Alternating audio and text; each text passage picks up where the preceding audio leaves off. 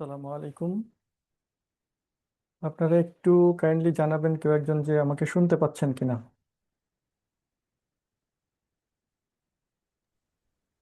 জি ভাইয়া, শোনা যাচ্ছে। আচ্ছা, ঠিক আছে। আপনাদেরকে অসংখ্য ধন্যবাদ যে আবারও কষ্ট করে আপনারা যুক্ত হয়েছেন। আসলে পরপর দুইটা ক্লাস করা এটা একটু আহ, মানে কষ্টদায়ক। প্রায় বেশ কয়েক ঘন্টা, সেই 7:30 থেকে 12টা 12:30 পর্যন্ত, মাঝখানে একটু গ্যাপ। তো এইভাবে কন্টিনিউ করলে আমাদের কোর্সটা আশা করি তাড়াতাড়ি শেষ হবে, আপনারা রিভিশনের জন্য পর্যাপ্ত পরিমাণে সময় পাবেন এবং আমাদের ক্লাসের সংখ্যাও অনেক হবে। প্রত্যেকটা বিষয় আমরা খুব ভালোভাবে কভার করতে পারবো ইনশাল্লাহ।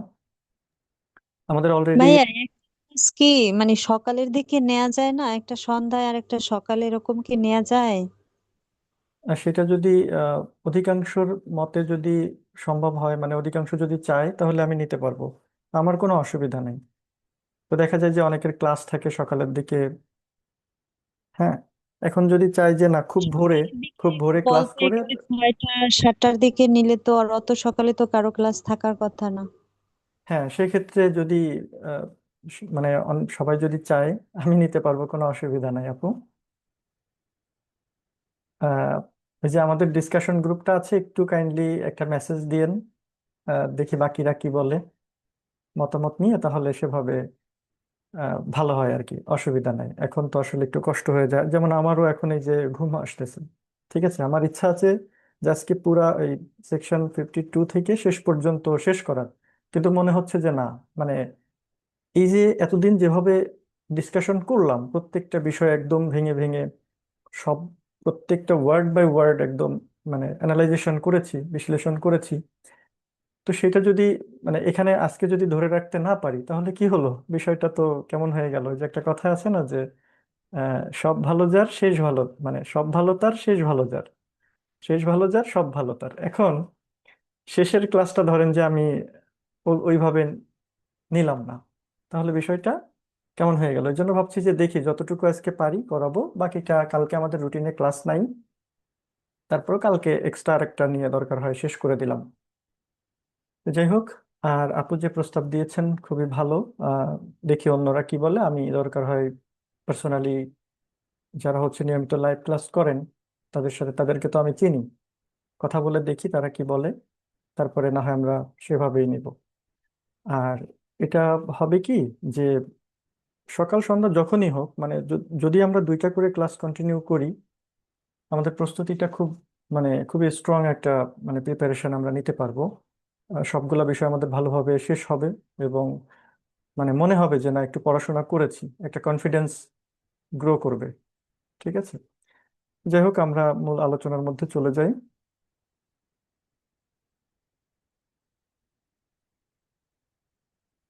আপনারা আমার স্ক্রিনটা দেখতে পাচ্ছেন? একটু জানাবেন, স্ক্রিনটা কি ঠিকঠাক দেখা যাচ্ছে? ভাইয়া দেখা যাচ্ছে। জি, দেখা যাচ্ছে। আচ্ছা আচ্ছা।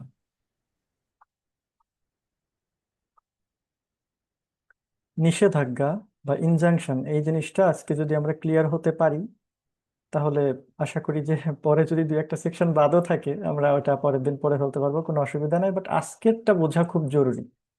আজকের যে আলোচনা, এই আলোচনাটা বোঝা খুবই জরুরি। খুব ভালোভাবে এটা বুঝতে হবে। ঠিক আছে।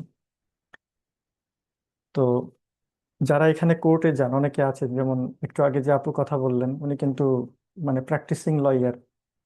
সো যারা কোর্টে যান তারা জানেন যে এই ইনজাংশন বা হচ্ছে নিষেধাজ্ঞা, এটা কি পরিমাণে মানে বাস্তবে কোর্টে মানে আদালতে এটার প্রয়োগ কত বেশি। ঠিক আছে। তো আমরা সেই রকম একটা বিষয় নিয়ে আলোচনা করছি, যেটা হলো নিরোধক বা নিবারণমূলক প্রতিকার বা প্রিভেন্টিভ রিলিফ। হ্যাঁ, বা হচ্ছে এটা কি হিসেবে পরিচিত আইন আদালতে? ইনজাংশন বা নিষেধাজ্ঞা। এই জিনিসটা আমরা হচ্ছে একটু একদম বেশ ভালোভাবে বুঝে বুঝে আলোচনা করব, যাতে করে আমাদের মধ্যে কোনো রকম কনফিউশন না থাকে। পরীক্ষায় যেভাবেই প্রশ্ন আসুক না কেন, আমরা যেন পারি। এক্সট্রা কিছু বিষয় আলোচনা করব, যাতে করে ওই যদি এই আলোচনার মানে এই সেকশনের বাইরে থেকেও কোনো প্রশ্ন করে আপনাকে ভাইবা বোর্ডে, যেন আপনি পারেন। ঠিক আছে? আচ্ছা, ঠিক আছে, তাহলে হচ্ছে মূল আলোচনায় চলে যাই। 52 ধারা। তো দেখেন, একটা কথা আছে, ইংরেজিতে একটা প্রবাদ আছে যে prevention is better than cure. প্রতিকারের চেয়ে প্রতিরোধই শ্রেয়। এরকম একটা প্রবাদ আছে না? তো ওই প্রবাদটা, মানে এই 52 ধারা পড়তে গেলে কেন যেন এই প্রবাদটার কথা মনে আসে, তাই না? এর কারণ একটু আমরা যেই আমরা যে প্রথম ক্লাসটাতে আমরা ইংল্যান্ডের কমন লয়ের কথা বলেছিলাম, মনে আছে? তো ওখানে মানে ওই সময় প্রাচীনকালে কি হতো, যে ইংল্যান্ডের যে কমন ল সিস্টেম ছিল, ওই আদালতগুলোতে কোনো প্রতিরোধমূলক ব্যবস্থা কিন্তু ছিল না। কারো সম্পত্তি বা হচ্ছে অধিকার নষ্ট হওয়ার পর যদি সেখানে হচ্ছে আর্থিক ক্ষতিপূরণ মানে শুধু দেওয়া হতো, তা এটার মাধ্যমে কি তার ওই প্রকৃত ক্ষতিটা পোষাতো? হ্যাঁ, আর্থিক ক্ষতিপূরণ সে পেয়েছে। কি হয়েছে? ওই যে জিনিসটা হারালো ওইটা তো পায় নাই। ধরেন আপনার একটা বাড়ি, ওই বাড়ি আপনার বাবা তৈরি করেছে বা আপনার দাদা তৈরি করেছিলেন, খুবই শখের একটা বাড়ি। ওই বাড়িতে দীর্ঘদিন এই কয়েক পুরুষ ধরে আপনারা থাকছেন।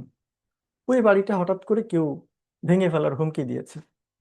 অথবা আপনাদের একটা বাসায় একটা মানে বাড়িতে একটা গাছ আছে, ওই গাছটা ধরেন যে শতবর্ষী একটা গাছ, দীর্ঘদিন মানে আপনি জন্মের পর থেকে দেখছেন ওই গাছটা, ইভেন আপনার বাবাও মানে জন্মের পর থেকে ধরেন যে দেখে আসতেছে এরকম দীর্ঘ মানে আয়ু পাওয়া একটা গাছ, যে গাছ থেকে প্রচুর পরিমাণে ফল হয়। ধরেন একটা আম গাছ, আমি জানি না আসলে আম গাছ এতদিন বাঁচে কিনা। ধরে নেন যে গাছের সাথে আপনাদের অনেক আবেগ জড়িত, খুব মিষ্টি আম হয়, হ্যাঁ, অনেক পরিমাণে ফলন হয়, এবং আপনাদের পুরো পরিবার তো চলে, আপনারা অন্য আত্মীয় স্বজনের বাসায় পাঠান, এইরকম একটা আবেগ জড়িত এই গাছটা ধরেন যে কেউ একজন কেটে ফেলতে চাচ্ছে বা কেটে ফেলার হুমকি দিছে। এখন যদি ওই যে বাড়ির কথা বললাম, বাড়িটা যদি ভেঙে ফেলে, ওই যে গাছের কথা বললাম, গাছটা যদি কেটে ফেলে, আপনি যতই আপনার ক্ষতিপূরণ দিক, আপনার ওই আবেগটা কি আসলে মানে ওই যে আবেগের জায়গাটা, ওই যে একটা স্মৃতি বিজড়িত আম গাছ, ওইটা কি আপনি ফেরত পাবেন? ফেরত পাবেন না। ঠিক এই যে সংকটটা, এই সংকটটা দূর করার জন্যই এই সুনির্দিষ্ট প্রতিকার আইনে এরকম একটা ব্যবস্থা রাখা হয়েছে। ইকুইটির বিধান চলে এসেছে। ঠিক আছে? কি চলে এসেছে? নিষেধাজ্ঞা চলে এসেছে। এখান থেকে আসলে নিষেধাজ্ঞার জন্ম হয়েছে কিভাবে? যে এটার মূল যে ফিলোসফি, সেই ফিলোসফিটা হলো যে ক্ষতি হওয়ার পর ক্ষতিপূরণ দেওয়ার চেয়ে ক্ষতি হওয়ার আগেই অন্যায়কারীকে যাতে করে থামায় দেওয়া যায়। Prevention is better than cure. ঠিক আছে? ক্ষতি হওয়ার আগেই যাতে করে তাকে কি করা যায়, তাকে প্রতিহত করা যায়। আপনি যেন আদালত থেকে এরকম একটা নির্দেশনা নিয়ে আসতে পারেন, এরকম একটা নিষেধাজ্ঞা যেন তার উপরে দিয়ে দেয়, যে সে চাইলেও কি করতে পারবে না, আপনার এই বাড়ি ভাঙা তো দূরের কথা, আম গাছের পাতাও ছিঁড়তে পারবে না। বুঝতে পেরেছেন? সো এখান থেকে আসলে এই নিষেধাজ্ঞার ব্যাপারটা আসছে। তো এই নিষেধাজ্ঞা নিয়ে আলোচনা করা হয়েছে মূলত 52 ধারা থেকে 57 ধারা পর্যন্ত, মোটামুটি এই টাইপেরই আলোচনা এখানে। কোন ধারাতে কি আছে একটু সংক্ষেপে বলি। বার্ডস আই ভিউ 52 ধারাতে যেটা আছে সেটা হচ্ছে যে এই যে নিরোধক প্রতিকার বা নিরোধমূলক প্রতিকার, এটা কিভাবে মঞ্জুর করা হয়। 53 ধারাতে বলছে যে এই মানে মঞ্জুর যে করবেন, এই মঞ্জুর করার পদ্ধতি হলো অস্থায়ী বা চিরস্থায়ী নিষেধাজ্ঞার মাধ্যমে। ঠিক আছে? 54 ধারাতে বলছে যে কখন এই চিরস্থায়ী নিষেধাজ্ঞা মঞ্জুর করা যায়।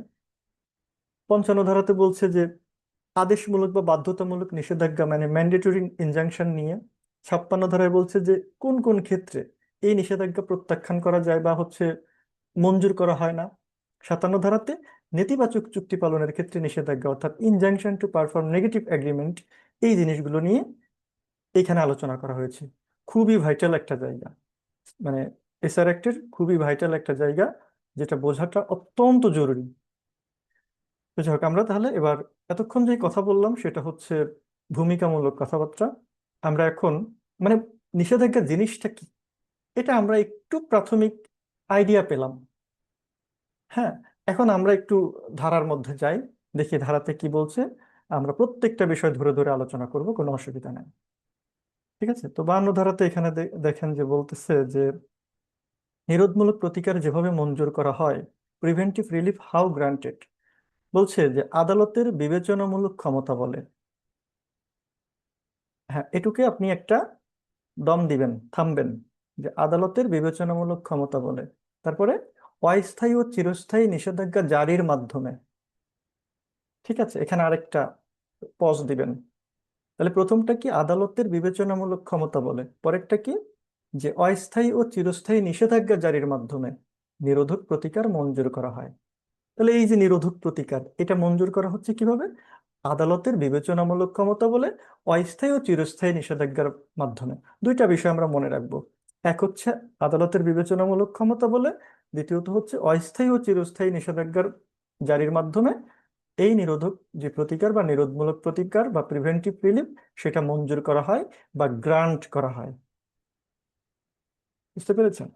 আচ্ছা, ইংরেজিটা দেখেন, এখানে নিচে লিখে রেখেছি এরকম ছোট, মানে এক লাইনের মধ্যে ছোট এরকম যদি ইংরেজি কোথাও যদি পান এবং সেটা যদি গুরুত্বপূর্ণ মনে হয়, ওটা একদম মুখস্থ করে ফেলবেন। কারণ এখান থেকে সরাসরি এখন প্রশ্ন আসতেছে এই রকম জায়গা থেকে। কি বলেছে ইংরেজিতে? প্রিভেনশন রিলিফ ইজ গ্রান্টেড, মঞ্জুর করা হয়, at the discretion of the court, আদালতের বিবেচনামূলক ক্ষমতা বলে, বাই ইনজাংশন, ইনজাংশন জারির মাধ্যমে বা নিষেধাজ্ঞা জারির মাধ্যমে। সেই নিষেধাজ্ঞাটা কেমন? টেম্পোরারি অর পারপেচুয়াল, অস্থায়ী অথবা চিরস্থায়ী।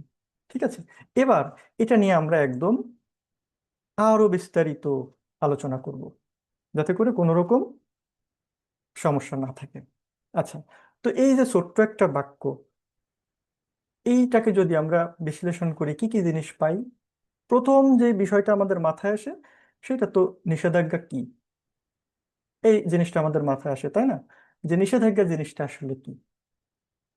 নিষেধাজ্ঞা কি? যে নিষেধাজ্ঞা বা ইনজাংশন, এটা হলো একটা রোমান শব্দ, ইন্টারডিক্ট। ইন্টারডিক্ট, এই ইন্টারডিক্ট থেকে আসলে এই ইনজাংশন শব্দটা এসেছে, যার অর্থ হলো নিষেধ করা বা বারণ করা। সহজ কথায় যদি বলি, নিষেধাজ্ঞা হলো আদালতের এমন একটা আদেশ যার মাধ্যমে কোনো ব্যক্তিকে কোনো অন্যায় কাজ করা থেকে বিরত থাকতে বলা হয়, অথবা তার দ্বারা কৃত কোনো অন্যায় কাজকে অপসারণ করতে বলা হয়।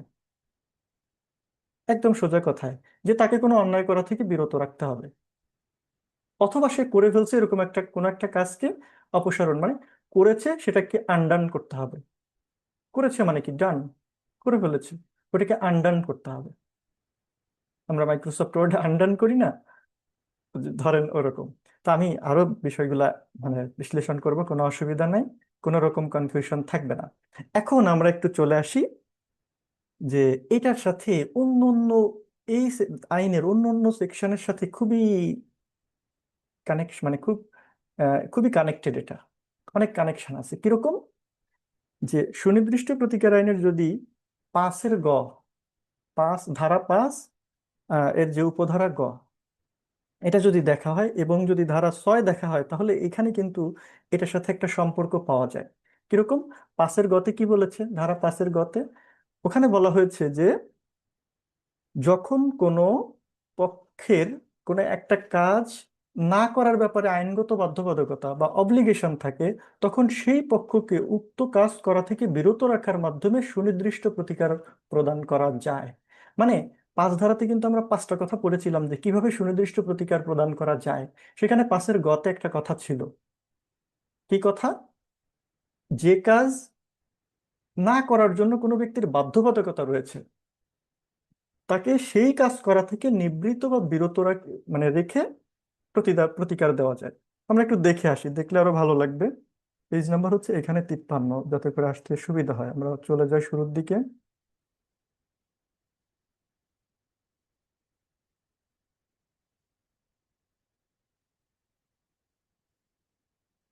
হুম, দেখেন 5 ধারাতে সুনির্দিষ্ট প্রতিকার কিভাবে প্রদান করা হয়, স্পেসিফিক রিলিফ হাউ গিভেন, আপনাকে যে সুনির্দিষ্ট প্রতিকার দিবে কিভাবে দিবে। এখানে 5টা উপায়ের কথা বলা ছিল, যে 5ভাবে সুনির্দিষ্ট প্রতিকার প্রদান করা যায়। এই 5টার মধ্যে গ নাম্বারটা খেয়াল করেন। এখানে কি বলেছে? যে যা না করার ব্যাপারে বাধ্যবাধকতা রয়েছে কোনো পক্ষকে, তেমন কাজ থেকে বিরত রাখার মাধ্যমে কি করা যায়? সুনির্দিষ্ট প্রতিকার প্রদান করা যায়।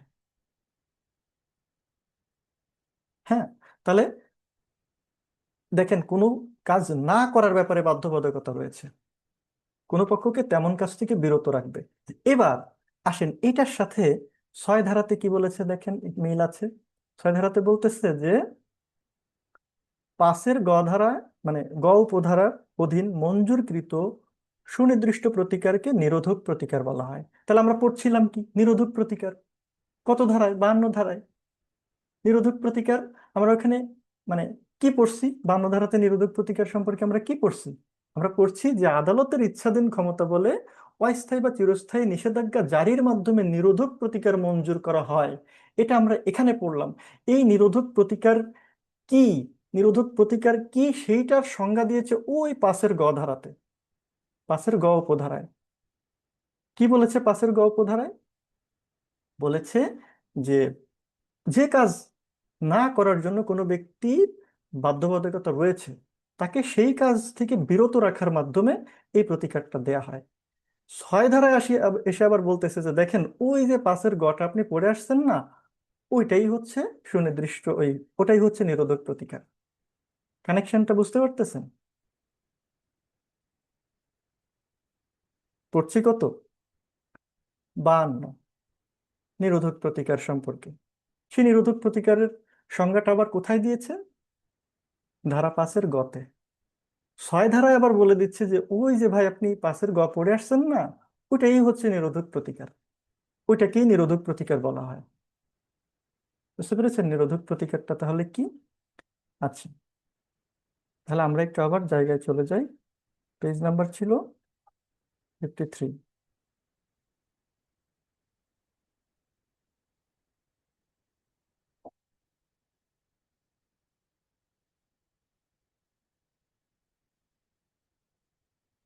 আচ্ছা, এখন প্রশ্ন হলো যে ঠিক আছে বুঝলাম নিরোধক প্রতিকার কি, সেটা এখানে 52 ধারায় বলেছে যে এই নিরোধক প্রতিকারটা আদালত কিভাবে দিবে, বিবেচনামূলক ক্ষমতা বলে অস্থায়ী বা চিরস্থায়ী নিষেধাজ্ঞা জারির মাধ্যমে। কিন্তু নিরোধক প্রতিকারটা কি সেটা আমরা পাশের গ ধারায় দেখে আসছি। পাশের গ ধারায় দেখার পরে 6 ধারা আবার বলছে যে ভাই এটাই নিরোধক প্রতিকার।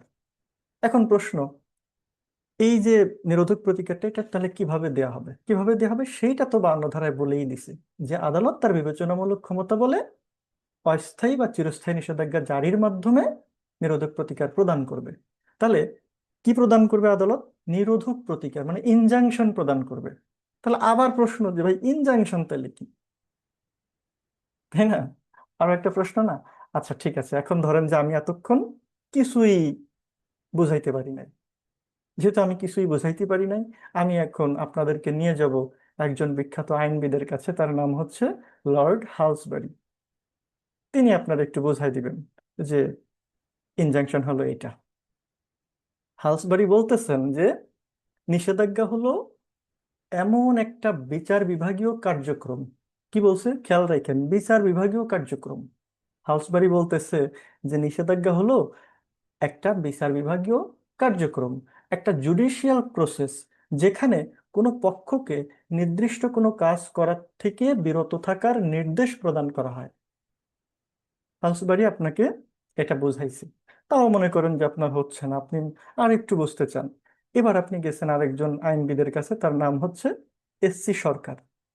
কি নাম? এসসি সরকার।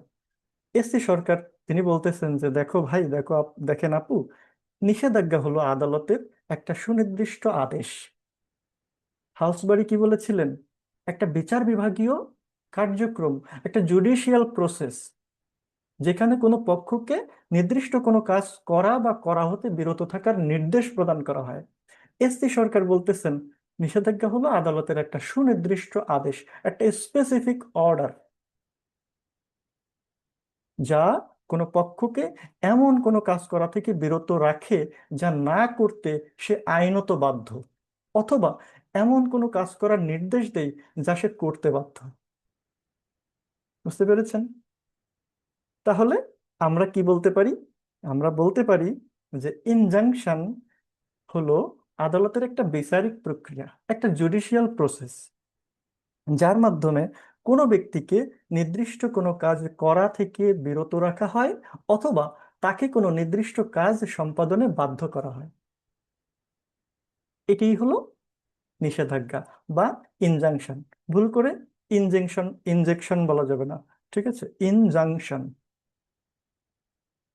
আচ্ছা, এই ইনজাংশন তাহলে কেমন হতে পারে? এই যে মানে আইনজীবীর মানে দুইজন বিখ্যাত আইনবিদের আমরা দেখলাম, সেখান থেকে কি বুঝলাম এবং এতক্ষণ যা পড়লাম, আমরা সেখান থেকে বুঝলাম যে এই ইনজাংশন এটা হতে পারে হ্যাবোধক, এটা হতে পারে পজিটিভ, এটা হতে পারে ম্যান্ডেটরি, যেখানে আদালত কোনো ব্যক্তিকে একটা নির্দিষ্ট কাজ করতে নির্দেশ প্রদান করে। আবার হতে পারে এটা না বোধক, অর্থাৎ নেগেটিভ বা হচ্ছে প্রহিবিটরি। ঠিক আছে, যেখানে আদালত কি করে, আদালত কোনো ব্যক্তিকে একটা নির্দিষ্ট কাজ করা থেকে বিরত থাকতে নির্দেশ দেয়। হ্যাঁ। আচ্ছা, এরপরে এখানে যেটা আমাদের যে সেকশনের মধ্যে যে কথা আছে, দেখেন এখানে বলেছিল যে বিবেচনামূলক ক্ষমতা। বলে বিবেচনামূলক ক্ষমতা কি, এটা নিয়ে বিস্তারিত আলোচনা আমরা করেছি। কেউ একজন বলেন তো কত ধারায় আছে এটা? বিবেচনামূলক ক্ষমতা বলতে কি বোঝায়, আদালতের ডিসক্রিশনারি পাওয়ার, এটা কোন ধারায় আছে বিস্তারিত আলোচনা? ভাইয়া ওইটা হচ্ছে 22 ধারার মধ্যে। ওইটা হচ্ছে 22 ধারার মধ্যে। তাহলে বিবেচনামূলক ক্ষমতা বলতে কি বোঝায় এটা আমরা জানি। তারপরেও একটু সংক্ষেপে এখানের সাথে মিল করে একটু বলি। সেটা হলো যে এই আদালতের ইচ্ছাধীন ক্ষমতা বা বিবেচনামূলক ক্ষমতা বা ডিসক্রিশনারি পাওয়ার যেটাই বলেন, কিন্তু এটাকে স্বেচ্ছাচারিতা বলা যাবে না। ঠিক আছে, কোনো বাদী কখনোই এই নিষেধাজ্ঞাকে তার মৌলিক বা হচ্ছে চূড়ান্ত অধিকার, একটা অ্যাবসোলুট রাইট হিসেবে সে কিন্তু দাবি করতে পারে না। নিষেধাজ্ঞা মঞ্জুর করবে বা না করবে সেটা হচ্ছে আদালতের একটা বিবেচনামূলক ক্ষমতা। আদালত দেখবে, আদালত কি কি বিষয় দেখে সেটা কিন্তু আমরা সামনে পড়বো, যে আদালত কি কি বিষয় দেখে। বুঝতে পেরেছেন? আচ্ছা, তো তারপরেও একটু সংক্ষেপে বলি। সেটা হলো যে এখানে আদালত, এই আদালতের যে সুবিবেচনামূলক ক্ষমতা, এটা হচ্ছে বিচার বিভাগীয় নীতি দ্বারা নিয়ন্ত্রিত হয়, জুডিশিয়াল প্রিন্সিপালস দ্বারা। এখানে হচ্ছে যে এটা আপিল আদালত যেটা আছে, সেই আপিল আদালত কর্তৃক এটা সংশোধনযোগ্য হতে হবে। এবং আদালত সব সাক্ষ্য প্রমাণ, দুই পক্ষের সুবিধা অসুবিধা, ব্যালেন্স অফ কনভেনিয়েন্স টার্মটা মনে রাখেন। যারা ইংরেজিতে পরীক্ষা দিবেন, ব্যালেন্স অফ কনভেনিয়েন্স এই টার্মটা কিন্তু আপনার পরীক্ষক আপনার খাতার মধ্যে খুঁজবেন যেটা লিখেছে কিনা। দুই পক্ষের সুবিধা অসুবিধা, যারা বাংলায় পরীক্ষা দিবেন, ব্র্যাকেটে এই ব্যালেন্স অফ ইনকন মানে ব্যালেন্স অফ কনভেনিয়েন্স কথাটা লিখে দিতে হবে। দুই পক্ষের সুবিধা অসুবিধা ব্যালেন্স করবেন আদালত, দাঁড়িপাল্লার মতো। দেখেন না যে আইনের যে প্রতীকগুলো থাকে, ওখানে একজন মানুষ এরকম একটা দাঁড়িপাল্লা নিয়ে দাঁড়ায় আছে, উনি কি করতেছেন? উনি ব্যালেন্স অফ কনভেনিয়েন্স করতেছেন। বুঝতে পেরেছেন? এটা দেখবে, অর্থাৎ দুই পক্ষের সুবিধা অসুবিধা, এটা দ্বারা কি বোঝায়, এই দুই পক্ষের সুবিধা অসুবিধা, ব্যালেন্স অফ কনভেনিয়েন্স সামনে আলোচনা করব। কোনো অসুবিধা নাই, ঠিক আছে। আচ্ছা, এবার আমরা তাহলে এই যে এখানের বিষয়গুলা বোঝার চেষ্টা করলাম। এখন আপনি বলতে পারেন যে অস্থায়ী ও চিরস্থায়ী নিষেধাজ্ঞা, এটা নিয়ে তো কিছু বললেন না, এটা সামনে আছে। আচ্ছা, তো আশা করি এই ধারা মোটামুটি মানে এখানে যে কথাগুলো বলা হয়েছে মানে বুঝতে পেরেছেন। তো এখন এখানে দেখেন প্রাসঙ্গিক একটা তথ্য। প্রশ্ন ছিল। জি। একটা প্রশ্ন, এটা হচ্ছে এরকম যে যদি কোনো বাদী কোনো একটা মামলার যে গোল্ডেন রুলস থাকে, হ্যাঁ, তো সেটা পূরণ করেছে বা ফুলফিল করেছে অথবা আদালতকে স্যাটিসফাই করতে পেরেছে, কিন্তু তিনি এখন মনে করছেন যে এখন ইনজাংশন পাওয়াটা হচ্ছে তার অ্যাজ অফ রাইট, হ্যাঁ, কিন্তু এখানে এখানে আদালত বলতেছে যে এটা হচ্ছে তার মানে আহ মানে ডিসক্রিশনারি পাওয়ারটা সে প্রয়োগ করতে পারে। তো এই ক্ষেত্রে কি ওই বাদী যদি কখনো চায়, বা এই ক্ষেত্রে আমার প্রশ্নটা হচ্ছে এই জায়গায় যে আদালত চাইলে কি সব শর্ত পূরণের পরেও মানে ইনজাংশন না দিয়ে তার ডিসক্রিশনারি পাওয়ারটা কি এনফোর্স করতে পারবে কিনা? তা যেটুকু আলোচনা আমরা করেছি তা থেকে আপনার কি মনে হয় বলেন তো? আমার তো মনে হচ্ছে যে নাও দিতে পারে। নাও দিতে পারে না, মানে হচ্ছে নাও দিতে পারে এরকম মনে হচ্ছে না, এভাবে বলা যাবে না। এখানে স্পষ্ট বলে দেওয়া হচ্ছে এটা আদালতের বিবেচনামূলক ক্ষমতা। আমি কিন্তু স্পষ্ট একটা একটা কথা বলেছি, যেটা আপনার অ্যাবসোলুট রাইট না। আপনার মনে হচ্ছে যে আমি পেতে পারি, আমি সব কন্ডিশন ফুলফিল করেছি, তাও আদালত আপনাকে নাও দিতে পারে। বুঝতে পেরেছেন? এটা সম্পূর্ণ আদালতের অনেকগুলা বিষয় আদালত দেখবেন, সেগুলো এখনো আলোচনা করিনি, আমি কিন্তু বলেছি যে এগুলো সামনে আলোচনা করব। আশা করি ওইটুক শোনার পরে আপনার বিষয়টা ক্লিয়ার হয়ে যেত। আমাকে পার্সোনালি এ পর্যন্ত অনেকে মেসেজ দিয়েছেন যে ভাই মনে প্রশ্ন আসে কিন্তু করি না, একটু পরে দেখি আপনি এটা আলোচনা করেছেন। বুঝতে পেরেছেন? সেই জন্য বাকি একটু শুনেন, আশা করি প্রশ্ন থাকবে না। তো যাই হোক, আপনি সব কন্ডিশন ফুলফিল করেছেন, এতে আদালতের কিচ্ছু যায় আসে না। আদালত আদালতের মানে গতিতে চলবে, আইন আইন আইন অনুযায়ী চলবে। এখানে আদালত অনেক কিছু বিবেচনা করবেন, অনেক বিষয় দেখবেন। 22 ধারার ক্লাসটা হয়তো বা আপনি করেন নাই এখনো পর্যন্ত, কারণ আপনি, আমি জানি যে খুব রিসেন্ট আপনি হচ্ছে জয়েন হয়েছেন আমাদের সাথে। সো আপনি একটু বাইশ বাইশ ধারার আলোচনাটা দেখে নেবেন, তাহলে আশা করি আপনার প্রশ্ন থাকবে না। ঠিক আছে, যে এই বিবেচনামূলক ক্ষমতাটা কি, ওইখানে বিস্তারিত আমরা আলোচনা করেছি। আহ, তারপরে আপনি বুঝতে পারবেন যে কেন একজনের মানে রাইট থাকা সত্ত্বেও আদালত তাকে মানে তার পক্ষে ডিক্রি মানে না দিতে পারে, তার পক্ষে আদালত মানে ওখানে কোনো প্রতিকার নাও দিতে পারে। এগুলা বিস্তারিত ওখানে আলোচনা আছে। যাই হোক, এবার আমরা একটু তার পরে চলে যাই। এখানে দেখেন যে নিষেধাজ্ঞার শ্রেণী বিভাগ, এটা একটু জানতে হবে। ঠিক আছে, এটা জানতে হবে। তো আমরা একটু এই বিষয়ে আলোচনা করি। দেখেন, কাজের প্রকৃতি বা নেচার, এই নেচার অনুসারে হচ্ছে নিষেধাজ্ঞা কত প্রকার, সেটা হচ্ছে এখানে বলে দেওয়া আছে যে নিষেধাত্মক প্রতিকার, প্রহিবিটরি অথবা হচ্ছে আদেশমূলক বা বাধ্যতামূলক নিষেধাজ্ঞা, এগুলো আমরা সামনে পাবো, এগুলা নিয়ে কোনো আমাদের সমস্যা নাই। তারপরে অস্থায়ী নিষেধাজ্ঞা এবং স্থায়ী নিষেধাজ্ঞা, সময়ের দিক বিবেচনায় আরো একটা এখানে নিষেধাজ্ঞার পার্থক্য আমরা দেখতে পাচ্ছি। এগুলো আমরা একটু বিস্তারিত আলোচনা করব এখন। ঠিক আছে, তো প্রথম এইখানে যেটা দেখে, এটা আমরা এইগুলো আমরা সবই বিস্তারিত পাবো সামনে, এগুলো নিয়ে কোনো কোশ্চেন থাকবে না। বাট আপনাকে চোখে দেখানোর জন্য যে দেখেন এই এরকম এরকম প্রকারভেদ হতে পারে, সেজন্য এখানে দেওয়া। বুঝতে পেরেছেন? হঠাৎ করে কনফিউজড হয়ে যায় যে কয় রকম নিষেধাজ্ঞা আছে। ইভেন প্রশ্নও এসেছে, বিগত বিজনেস পরীক্ষায় প্রশ্ন এসেছে যে নিষেধাজ্ঞা কয় প্রকার বা হচ্ছে প্রকারভেদ, এরকম প্রশ্ন এসেছে, আমরা দেখব, অসুবিধা নেই। ঠিক আছে, তো যেটা বলতেছিলাম যে এখানে এই অস্থায়ী নিষেধাজ্ঞা বা হচ্ছে স্থায়ী নিষেধাজ্ঞা সামনে আলোচনা আছে। হ্যাঁ, তাহলে নিষেধাজ্ঞার যে ধরন বা টাইপস, এইটা যদি আমরা বলি তাহলে আমরা বলতে পারি যে নিষেধাজ্ঞা প্রধানত দুই প্রকার। আমরা কি বলবো, যে একটা হচ্ছে অস্থায়ী নিষেধাজ্ঞা, একটা চিরস্থায়ী নিষেধাজ্ঞা। কারণ এটা সরাসরি আইনে আছে, সরাসরি এই যে ধারাটা আমরা পড়ে আসলাম এখানেই বলে দিচ্ছে যে অস্থায়ী বা চিরস্থায়ী নিষেধাজ্ঞা জারির মাধ্যমে আদালত নিরোধক প্রতিকার মঞ্জুর করতে পারে। তার মানে নিষেধাজ্ঞা আমি পেলাম ওখান থেকে দুই প্রকার। এটা হবে আমার প্রথম উত্তর। ঠিক আছে, আচ্ছা। এই অস্থায়ী কি, যদিও সামনে পাবো, একটু সংক্ষেপে বলি, যা হচ্ছে একটা নির্দিষ্ট সময় পর্যন্ত আদালতের পরবর্তী নির্দেশ না দেওয়া পর্যন্ত বলবৎ থাকে, সেটা হচ্ছে অস্থায়ী বা টেম্পোরারি ইনজাংশন। আর চিরস্থায়ী ইনজাংশন কি বা পারপেচুয়াল যেটাকে বলে, সেটা হচ্ছে যে আহ, মামলার চূড়ান্ত শুনানির পর সাক্ষ্য প্রমাণ এবং গুণাগুণ হচ্ছে যেটাকে বলা হয় মেরিট, মামলার মেরিট, এটার উপরে ভিত্তি করে এটা ডিক্রি আকারে এটা চিরকালের জন্য দেওয়া হয়। এই বিষয়গুলো আমরা দেখব, অসুবিধা না। আমাদের এখান থেকে যে জিনিসটা জানা দরকার সেটা হলো এইটা, যে নিষেধাজ্ঞাকে দেখেন সময়ের দিক বিবেচনায়, এই উপরেরটাও কিন্তু সময়ের দিক বিবেচনায়, নিচেরটাও সময়ের দিক বিবেচনায়। এটা হলো এটার, এই নিচেরটা হলো এই উপরেরটার এক্সটেন্ডেড ভার্সন। সময়ের দিক বিবেচনায় নিষেধাজ্ঞা দুই প্রকার, এটা আমরা জানি, অস্থায়ী আর স্থায়ী। কিন্তু সময়ের দিক বিবেচনায় নিষেধাজ্ঞাকে আরো ভাগে ভাগ করা যায়। কি? সেটা হলো অ্যাড ইন্টারিম নিষেধাজ্ঞা, আর একটা হচ্ছে ইন্টারলোকিটরি ইনজাংশন বা নিষেধাজ্ঞা। এটা আমাদেরকে একটু জানতে হবে। তো অ্যাড ইন্টারিম নিষেধাজ্ঞা কি, এটা কিন্তু আসলে এভাবে আইনে কোথাও বলা নাই, বাট এটা প্র্যাকটিস আছে, আদালতে এটা দিয়ে থাকে। হ্যাঁ, তো অ্যাড ইন্টারিম ইনজাংশনটা কি, এটার হচ্ছে মানে এটা সম্পর্কে একটু আমরা দেখি যে এটা হলো একটা তাৎক্ষণিক নিষেধাজ্ঞা।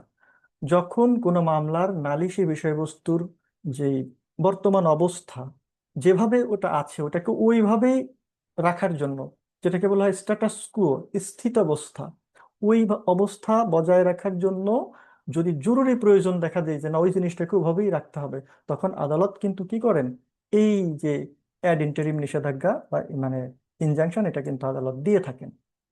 ঠিক আছে, এখানে হচ্ছে প্রতিপক্ষকে নোটিশ দিয়ে আসলে যে এই শুনানি করে এরকম না। এখানে ওই নোটিশ দিয়ে শুনানির আয়োজন করতে গেলে যদি ওই যে প্রপার্টিটা সেটার যদি ক্ষতি হয়ে যায়, সেটা যদি মানে নালিশি সম্পত্তি যেটা, সেটা যদি ক্ষতিগ্রস্ত হয়, সেটা যদি ধ্বংস হয়, সেটা যদি হস্তান্তর হয়ে যায়, এই জন্য কি করে, এখানে হচ্ছে প্রতিপক্ষ যে থাকে ওই প্রতিপক্ষকে কোনো নোটিশ না দিয়ে কোনো শুনানি ছাড়া এখানে কি করে, কেবলমাত্র বাদী পক্ষকে শুনে, অর্থাৎ একতরফাভাবে এক্সপার্টে যেটাকে বলা হয়, এখানে আসলে এই আদেশ মানে এইটা দিয়ে দেয়, এই নিষেধাজ্ঞাটা দিয়ে দেয়। ঠিক আছে, এই অ্যাড ইন্টারিম নিষেধাজ্ঞার মেয়াদটা কেমন হয়, কতদিন পর্যন্ত এটা থাকে? অ্যাড ইন্টারিম এই নিষেধাজ্ঞা এটা খুব মানে অল্প সময়ের জন্য দেয়া হয়। আদালতের চূড়ান্ত আদেশ দেওয়ার যেই মুহূর্ত, অর্থাৎ চূড়ান্ত আদেশ যখন দিবেন, এই চূড়ান্ত আদেশ দেওয়ার পূর্ব মুহূর্ত পর্যন্ত এটা কি করতে পারে, আদালত চাইলে হচ্ছে এটাকে বহাল রাখতে পারে। অর্থাৎ এইটা সাময়িক কার্যকর থাকে। বুঝতে পেরেছেন? আর ইন্টারলোকেটরি মানে নিষেধাজ্ঞা বা ইনজাংশন এটা কি? এটা হলো যে ধরেন মামলা চলতেছে, মানে মামলা চলাকালীন সময় এই বিবাদী যাতে হচ্ছে মামলার বিষয়বস্তু বা হচ্ছে সম্পত্তিতে সে কোনো ধ্বংস করতে না পারে, নষ্ট করে ফেলতে না পারে, ক্ষতি করতে না পারে, অপচয় করতে না পারে, হস্তান্তর করতে না পারে, সে অপসারণ করতে না পারে, এই জন্য সেইগুলো রক্ষার উদ্দেশ্যে আদালত একটা নিষেধাজ্ঞা দিয়ে থাকেন। এটা হচ্ছে ইন্টারলোকেটরি নিষেধাজ্ঞা বা ইনজাংশন বলা হয়। ঠিক আছে, এখানে কিন্তু ওই যে প্রদানের যে প্রক্রিয়া সেটা কিরকম, সেটা হচ্ছে যে এটা একতরফা ভাবে দেয় না, উপরেরটা কি করেছে অ্যাড ইন্টারিম, ওটা তো একতরফা ভাবে দিয়ে দিয়েছে, বাট এখানে আসলে এরকম একতরফা ভাবে দেয় না। এখানে উভয় পক্ষের আসলে কথাবার্তা শোনে, উভয় পক্ষের উপস্থিতিতে শুনানির মাধ্যমে আদালত এটা দিয়ে থাকেন। এটা কতদিন থাকে, মেয়াদ কত, কার্যকর কতদিন থাকে, এটা হচ্ছে একটা নির্দিষ্ট সময় পর্যন্ত অথবা আদালত পরবর্তী নির্দেশ না দেওয়া পর্যন্ত এটা হচ্ছে বলবৎ থাকতে পারে। বুঝতে পেরেছেন? এই এখন একদম সংক্ষেপে যদি বলি তাহলে অ্যাড ইন্টারিম নিষেধাজ্ঞা হলো তাৎক্ষণিক বড় কোনো ক্ষতি ঠেকানোর জন্য অপর পক্ষকে না শুনেই যেই নিষেধাজ্ঞাটা দেওয়া হয়, যেটা এখনই দেওয়া জরুরি সেটা দিয়ে দেন। আর ইন্টারলোকেটরি, ইন্টারলোকেটরি টা কি? হ্যাঁ, ইন্টারলোকেটরি হচ্ছে যে উভয় পক্ষের কথা এখানে শোনেন, বক্তব্য শুনে, মামলা চলাকালীন সময়ে এরকম বক্তব্য শুনে নালিশি সম্পত্তি রক্ষা করার জন্য এরকম একটা আদেশ দিয়ে থাকে। এটুকু জাস্ট পার্থক্য। এই এটা কিন্তু আসলে ওইভাবে কোথাও বলা নাই। তাহলে আপনার প্রশ্ন, যেহেতু বলা নাই ওভাবে, তাহলে দেয় কিভাবে? এটা এই ক্ষমতা কিন্তু আদালতের আছে। আমরা সিপিসি বলি, সিআরপিসি বলি, আদালতকে কিছু মানে এক্সট্রাঅর্ডিনারি ক্ষমতা দেওয়া হয়েছে, যেটাকে বলে ইনহেরেন্ট পাওয়ার।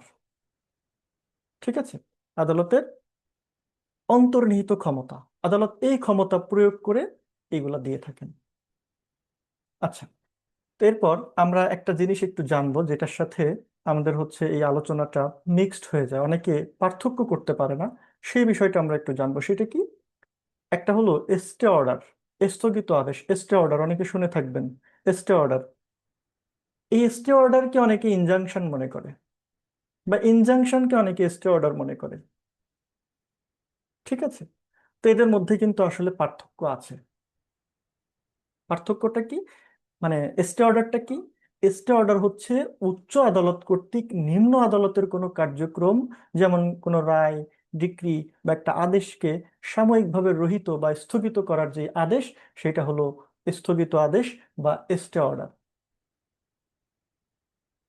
আর যেটা বললাম যে ইনজাংশন, ইনজাংশন কি এতক্ষণ তো আলোচনা করলাম, এটা হলো আদালতের এমন একটা আদেশ যার মাধ্যমে কোনো ব্যক্তি বা ব্যক্তিবর্গকে কোনো অন্যায় কাজ করা থেকে বিরত থাকতে অথবা তাদের দ্বারা কৃত কোনো অন্যায় কাজকে কি করতে, অপসারণ করতে নির্দেশ দেয়। তাহলে পার্থক্যটা কোথায়? মূল পার্থক্য, মূল পার্থক্য একটা দিচ্ছে হচ্ছে উচ্চ আদালত, হায়ার কোর্ট, তার সাবঅর্ডিনেট কোর্টকে দিচ্ছে। তা সাবঅর্ডিনেট কোর্টের কোনো কার্যক্রম, রায়, ডিক্রি, আদেশ এগুলো সাময়িকভাবে রহিত করতেছে, সাময়িকভাবে স্থগিত করে দিচ্ছে, যেটাকে বলা হয় স্টে অর্ডার। আর নিষেধাজ্ঞা, এটা যে কোনো আদালত দিচ্ছে। এটা আদালতের এমন একটা আদেশ যার মাধ্যমে কোনো ব্যক্তি বা ব্যক্তিবর্গকে কোনো একটা কাজ করা বা করা হতে বিরত থাকার জন্য নির্দেশ দিচ্ছে। তাহলে স্টে অর্ডার কি না ইনজাংশন না, ইনজাংশন কি না স্টে অর্ডার না, দুইটা আলাদা। ঠিক আছে, একটা দিচ্ছে আদালতের উপরে বা ট্রাইব্যুনালের উপরে, আরেকটা দিচ্ছে মামলার পক্ষগণের উপরে। হুম। স্টে অর্ডার যেটা, এটা কিন্তু দেওয়ার সাথে সাথে কার্যকর হয়ে যায়। আর এই যে যেটাকে আমরা বলছি ইনজাংশন, এটাতে কিন্তু নোটিশ দিতে হয়, ওই ব্যক্তির অগোচরে আসতে হয়, তারপরে এটা কার্যকর হয়। বুঝতে পেরেছেন? আচ্ছা, স্টে অর্ডারের ওরকম আপনি বলতে পারেন যে ওরকম বিধান কোথায় আছে? ওরকম আসলে সরাসরি বিধান ওভাবে পাওয়া যায় না। আদালতের প্র্যাকটিস এবং আদালত তার অন্তর্নিহিত ক্ষমতা বলে এটা দিয়ে থাকে, যেটাকে আমরা বলি কি, যে আদালতের ইনহেরেন্ট পাওয়ার। আর এই যে ইনজাংশন, এটা তো 52 থেকে 57 সুনির্দিষ্ট প্রতিকার আইন। বুঝতে পেরেছেন? এটা হচ্ছে পার্থক্য। আরেকটা জিনিস একটু বুঝতে হবে যে অনেকে স্ট্যাটাস কো আর হচ্ছে স্ট্যাটাস কো এন্টি, এই দুইটার মধ্যে পার্থক্য করতে পারে না। ক্লিয়ার থাকতে হবে একদম যে এই দুইটা কি, একই জিনিস নাকি আলাদা। একটা কি, একটা হচ্ছে স্ট্যাটাস কুও, কিউ ইউ ও, স্ট্যাটাস বানান তো পারেন। আর একটা হচ্ছে স্ট্যাটাস কুও এন্টি। এই এন্টি মানে কিন্তু ওই যে উচ্চারণ কিন্তু এন্টি না, মানে বিরোধী না, ANTE, এন্টে, এন্টে। ঠিক আছে, একটা হলো স্ট্যাটাস কুও আর একটা হলো স্ট্যাটাস কুও এন্টে, এই দুইটার মধ্যে কিন্তু পার্থক্য আছে। স্ট্যাটাস কুওটা কি? স্ট্যাটাস কো হলো যে বর্তমানে যে অবস্থায় আছে ওই অবস্থায় রাখতে হবে, মানে বর্তমান অবস্থাটা বজায় রাখা। আদালত যখন বলবে যে মেইনটেইন স্ট্যাটাস কো, তখন এর মানে হলো যে মামলা করার সময় ওই প্রপার্টি বা ওই নালিশি যেই সম্পত্তি বা ওই বিষয়টা যেটা নিয়ে মামলা হয়েছে, ওটা যে অবস্থায় ছিল সে অবস্থায় অপরিবর্তিত যেন থাকে, সে অবস্থায় যেন থাকে, ওটার জন্য কোনো পরিবর্তন না হয়। এটা হলো স্ট্যাটাস কো। আপনি একটা বাড়ি বানাচ্ছেন, আপনি না, ধরেন যে কেউ একজন একটা বাড়ি বানাচ্ছে, আহ, আরেকটা অবৈধ জায়গা দখল করে সেখানে বাড়ি বানাচ্ছে, 5 তলা বিল্ডিং করতেছে, 2 তলা 3 তলা করে ফেলছে। এরপরে ওই যে যার জমি সে এসে দাবি করছে এটা তো আমার জমি, আমার জমিতে তুমি কেন বিল্ডিং করতেছো? আদালতে গেছে, আদালত বলছে যে থামাও তোমার বিল্ডিং করা, ওই পর্যন্ত স্টপ, যে অবস্থায় আছে তোমার বিল্ডিং যে পর্যন্ত করছো ওই পর্যন্ত। ঠিক আছে, ওই বিল্ডিং কিন্তু ওইভাবে থাকবে। এটা হলো স্ট্যাটাস কো। আর স্ট্যাটাস কো অ্যান্টিটা কি? এটা হলো যে পূর্ববর্তী অবস্থায় ফিরায় নেওয়া, আগে যে অবস্থায় ছিল সেই অবস্থায় নিয়ে আসা। আদালত যখন বলবে যে স্ট্যাটাস কো এন্টে রেস্টোর, এর মানে হলো যে পরিবর্তন ইতোমধ্যে হয়েছে সেটাকে বাতিল করে আগের অবস্থায় ফিরায় নিয়ে আসো। ধরেন কেউ আপনার জমি অবৈধভাবে দখল করেছে, কারণ আদালত বলছে ওকে, এটা এখন কি হবে, স্ট্যাটাস কো এন্টে, অর্থাৎ এই জমিটা আগে যার কাছে ছিল তার কাছে ফিরায় দাও ভাই, তার কাছে ফিরাই দাও। কেন আরেকজনের জমি দখল করো, কেন দুষ্টুমি করো, ফিরাই দাও। ঠিক আছে, তখন কিন্তু এই জমিটা ফিরাই দিয়ে দিতে হবে, যেটাকে বলা হয় স্ট্যাটাস কো এন্টে। তাহলে মূল পার্থক্যের জায়গাটা কোথায়? স্ট্যাটাস কো হলো বর্তমান অবস্থা বজায় রাখা, যেভাবে আছে সেভাবেই থাকবে, আর স্ট্যাটাস কো এন্টে হলো আগের অবস্থায় ফিরাই নিতে হবে। বুঝতে পেরেছেন কাহিনী এটা? আচ্ছা, এরপরে আমাদের এখান থেকে আর কি জানার আছে একটু দেখি। হ্যাঁ, আরেকটা বিষয় একটু জানার আছে, সেটা হলো যে এই যে নিরোধক প্রতিকার আমরা বলছি বা হচ্ছে প্রিভেন্টিভ রিলিফ বলতেছি, এটা কিভাবে রেগুলেট হয়? এটা তো সুনির্দিষ্ট প্রতিকার আইনের 52 ধারায় ঠিক আছে বলে দিয়েছে, কিন্তু এটা রেগুলেট হবে কিভাবে? সেটা হবে দেওয়ানি কার্যবিধির 1908 এর অর্ডার 39, অর্থাৎ 39 আদেশের মাধ্যমে। ঠিক আছে, এই আর এই যে এখানে যে বলেছে অস্থায়ী চিরস্থায়ী, এটার সংজ্ঞা কোথায় কোথায় দেওয়া হয়েছে পরবর্তী ধারাতে এটা বলে দিয়েছে। ঠিক আছে। আচ্ছা, এবার আমরা তাহলে একটু নিচের দিকে আসি। দেখেন এখানে কিছু বিগত বছরের প্রশ্ন মানে আমরা একটু দেখি প্রশ্নগুলো। খুব গুরুত্বপূর্ণ কিছু প্রশ্ন। প্রথম প্রশ্ন হচ্ছে যে সুনির্দিষ্ট প্রতিকার আইনের মানে প্রতিকার আইনের কত প্রকার নিষেধাজ্ঞার উল্লেখ আছে, এখানে আইনের না, আইনে হবে। আচ্ছা, সুনির্দিষ্ট প্রতিকার আইনে কত প্রকার নিষেধাজ্ঞার উল্লেখ আছে? কত প্রকার? তাহলে উত্তর কি হবে বলেন তো সবাই, একসাথে সমস্বরে, চিল্লায় কোন ঠিক কিনা? কত প্রকার বলেন? ভাইয়া 2 প্রকার। 2 প্রকার। আপনারা কথা বলেন না। তো যাই হোক, এই 2 প্রকার। এখানে আসলে অনেকের মনে হতে পারে যে আরেকটা তো আছে, আরেকটা আছে না, কোথায়? 55 ধারা একটা যে আছে ম্যান্ডেটরি, তাহলে তো মোট 3টা হলো। কিন্তু দেখেন যে সুনির্দিষ্ট প্রতিকার আইন এই 1877-এর এই যে 52 ধারা, এই 52 ধারায় নিরোধক প্রতিকার মঞ্জুরের প্রক্রিয়া অর্থাৎ প্রিভেন্টিভ রিলিফ হাউ গ্রান্টেড, এইটা কোথায় আলোচনা করা হয়েছে? 52 ধারা। এখন এই 52 ধারা অনুযায়ী আদালতের বিবেচনামূলক ক্ষমতা বলে মূলত 2 প্রকার নিষেধাজ্ঞার মাধ্যমে এরকম নিরোধক বা প্রতিরোধমূলক প্রতিকার মঞ্জুর করা হয়। একটা কি অস্থায়ী নিষেধাজ্ঞার মাধ্যমে বাই টেম্পোরারি ইনজাংশন, আর একটা হচ্ছে চিরস্থায়ী নিষেধাজ্ঞার মাধ্যমে বাই পারপেচুয়াল ইনজাংশন। যদিও 55 ধারায় কি আছে, যে 55 ধারায় বাধ্যতামূলক নিষেধাজ্ঞা অর্থাৎ ম্যান্ডেটরি ইনজাংশনের কথা বলা হয়েছে, তারপরেও এখানে যদি প্রশ্ন এই টাইপের প্রশ্ন যদি এসে থাকে, তাহলে আমাদেরকে কিন্তু 52 ধারার যে মূল কথাটা সেটাকেই বিবেচনায় নিতে হবে এবং সেভাবেই উত্তর করতে হবে। তাহলে এখানে উত্তর হবে কত? 2 প্রকার। পরের প্রশ্ন দেখেন, নিষেধাজ্ঞায় আদেশ কত প্রকারের হতে পারে? নিষেধাজ্ঞা আদেশ কত প্রকার হতে পারে? এটাও হচ্ছে 2 প্রকার হতে পারে। হুম, এটা একই ব্যাখ্যা, ওই 52 ধারার ব্যাখ্যাই এখানে আসবে। কেননা 52 ধারায় স্পষ্টভাবে বলা হয়েছে যে preventive relief is granted at the description of the court by injunction temporary or perpetual. 2 ভাবে দিতে পারে, 2টা আদেশের মাধ্যমে দিতে পারে, 2 ধরনের নিষেধাজ্ঞা দিতে পারে, অস্থায়ী নিষেধাজ্ঞা, চিরস্থায়ী নিষেধাজ্ঞা। বুঝতে পেরেছেন? তাহলে এটাও অ্যান্সার 2 হলো। পরেরটা, প্রতিরোধমূলক প্রতিকার মঞ্জুর করা যেতে পারে। কিভাবে যেতে পারে? নিষেধাজ্ঞার দ্বারা, ক্রোক আদেশ দ্বারা, ঘোষণামূলক আদেশ দ্বারা, নিলাম বিক্রির আদেশ দ্বারা। কিভাবে দিতে পারে? নিষেধাজ্ঞার দ্বারা। কিসের দ্বারা বলেন? নিষেধাজ্ঞার দ্বারা। তো এটার তো বুঝতেছেনি, এটা তো এতক্ষণ ধরে এই কথাই আমরা বলতেছি, তাই না? এখানেও কিন্তু 52 ধারার ব্যাখ্যা, সেম ব্যাখ্যা, তাই না? তাছাড়াও যদি আমরা এখানে 5-এর গ-টাকে রিলেট করি, সেটাও করতে পারি, যে কোনো পক্ষকে এমন কোনো কাজ করা থেকে বিরত রাখার মাধ্যমে নিরোধক প্রতিকার প্রদান করা যায় যা মূলত হচ্ছে নিষেধাজ্ঞার মাধ্যমে কার্যকর করা হয়, তাই না? তাই এখানে ওই যে ক্রোক আদেশ বলেন, ঘোষণামূলক আদেশ বলেন, বা নিলাম বিক্রির আদেশ বলেন, এগুলোর মাধ্যমে আসলে এটা করা হয় না। এটা কেবলমাত্র কিসের মাধ্যমে? নিষেধাজ্ঞার মাধ্যমেই বা নিষেধাজ্ঞার দ্বারাই এই প্রতিরোধমূলক প্রতিকার মঞ্জুর করা হয়ে থাকে। পরের প্রশ্নটা 4 নাম্বার, যে দ্য স্পেসিফিক রিলিফ অ্যাক্ট 1877 এর 52 ধারায় কোন প্রকার প্রতিদানের প্রতিকারের বিধান রয়েছে? কোন প্রকার? নিরোধমূলক, তাই না? তাহলে এখানে উত্তর কত হবে? গ-নাম্বার, নিরোধমূলক। 52 ধারার মূল কথাই তো যে প্রিভেন্টিভ রিলিফ হাউ গ্রান্টেড, নিরোধ বা প্রতিরোধমূলক প্রতিকার কিভাবে মঞ্জুর করা যায়, তাই না? তাহলে এ ধারায় যেটা বলা হয়েছে সেটা তো আমরা অলরেডি কয়েকবার বললাম। আচ্ছা, তাহলে এবার আমরা একটু চলে যাই 53 ধারায়।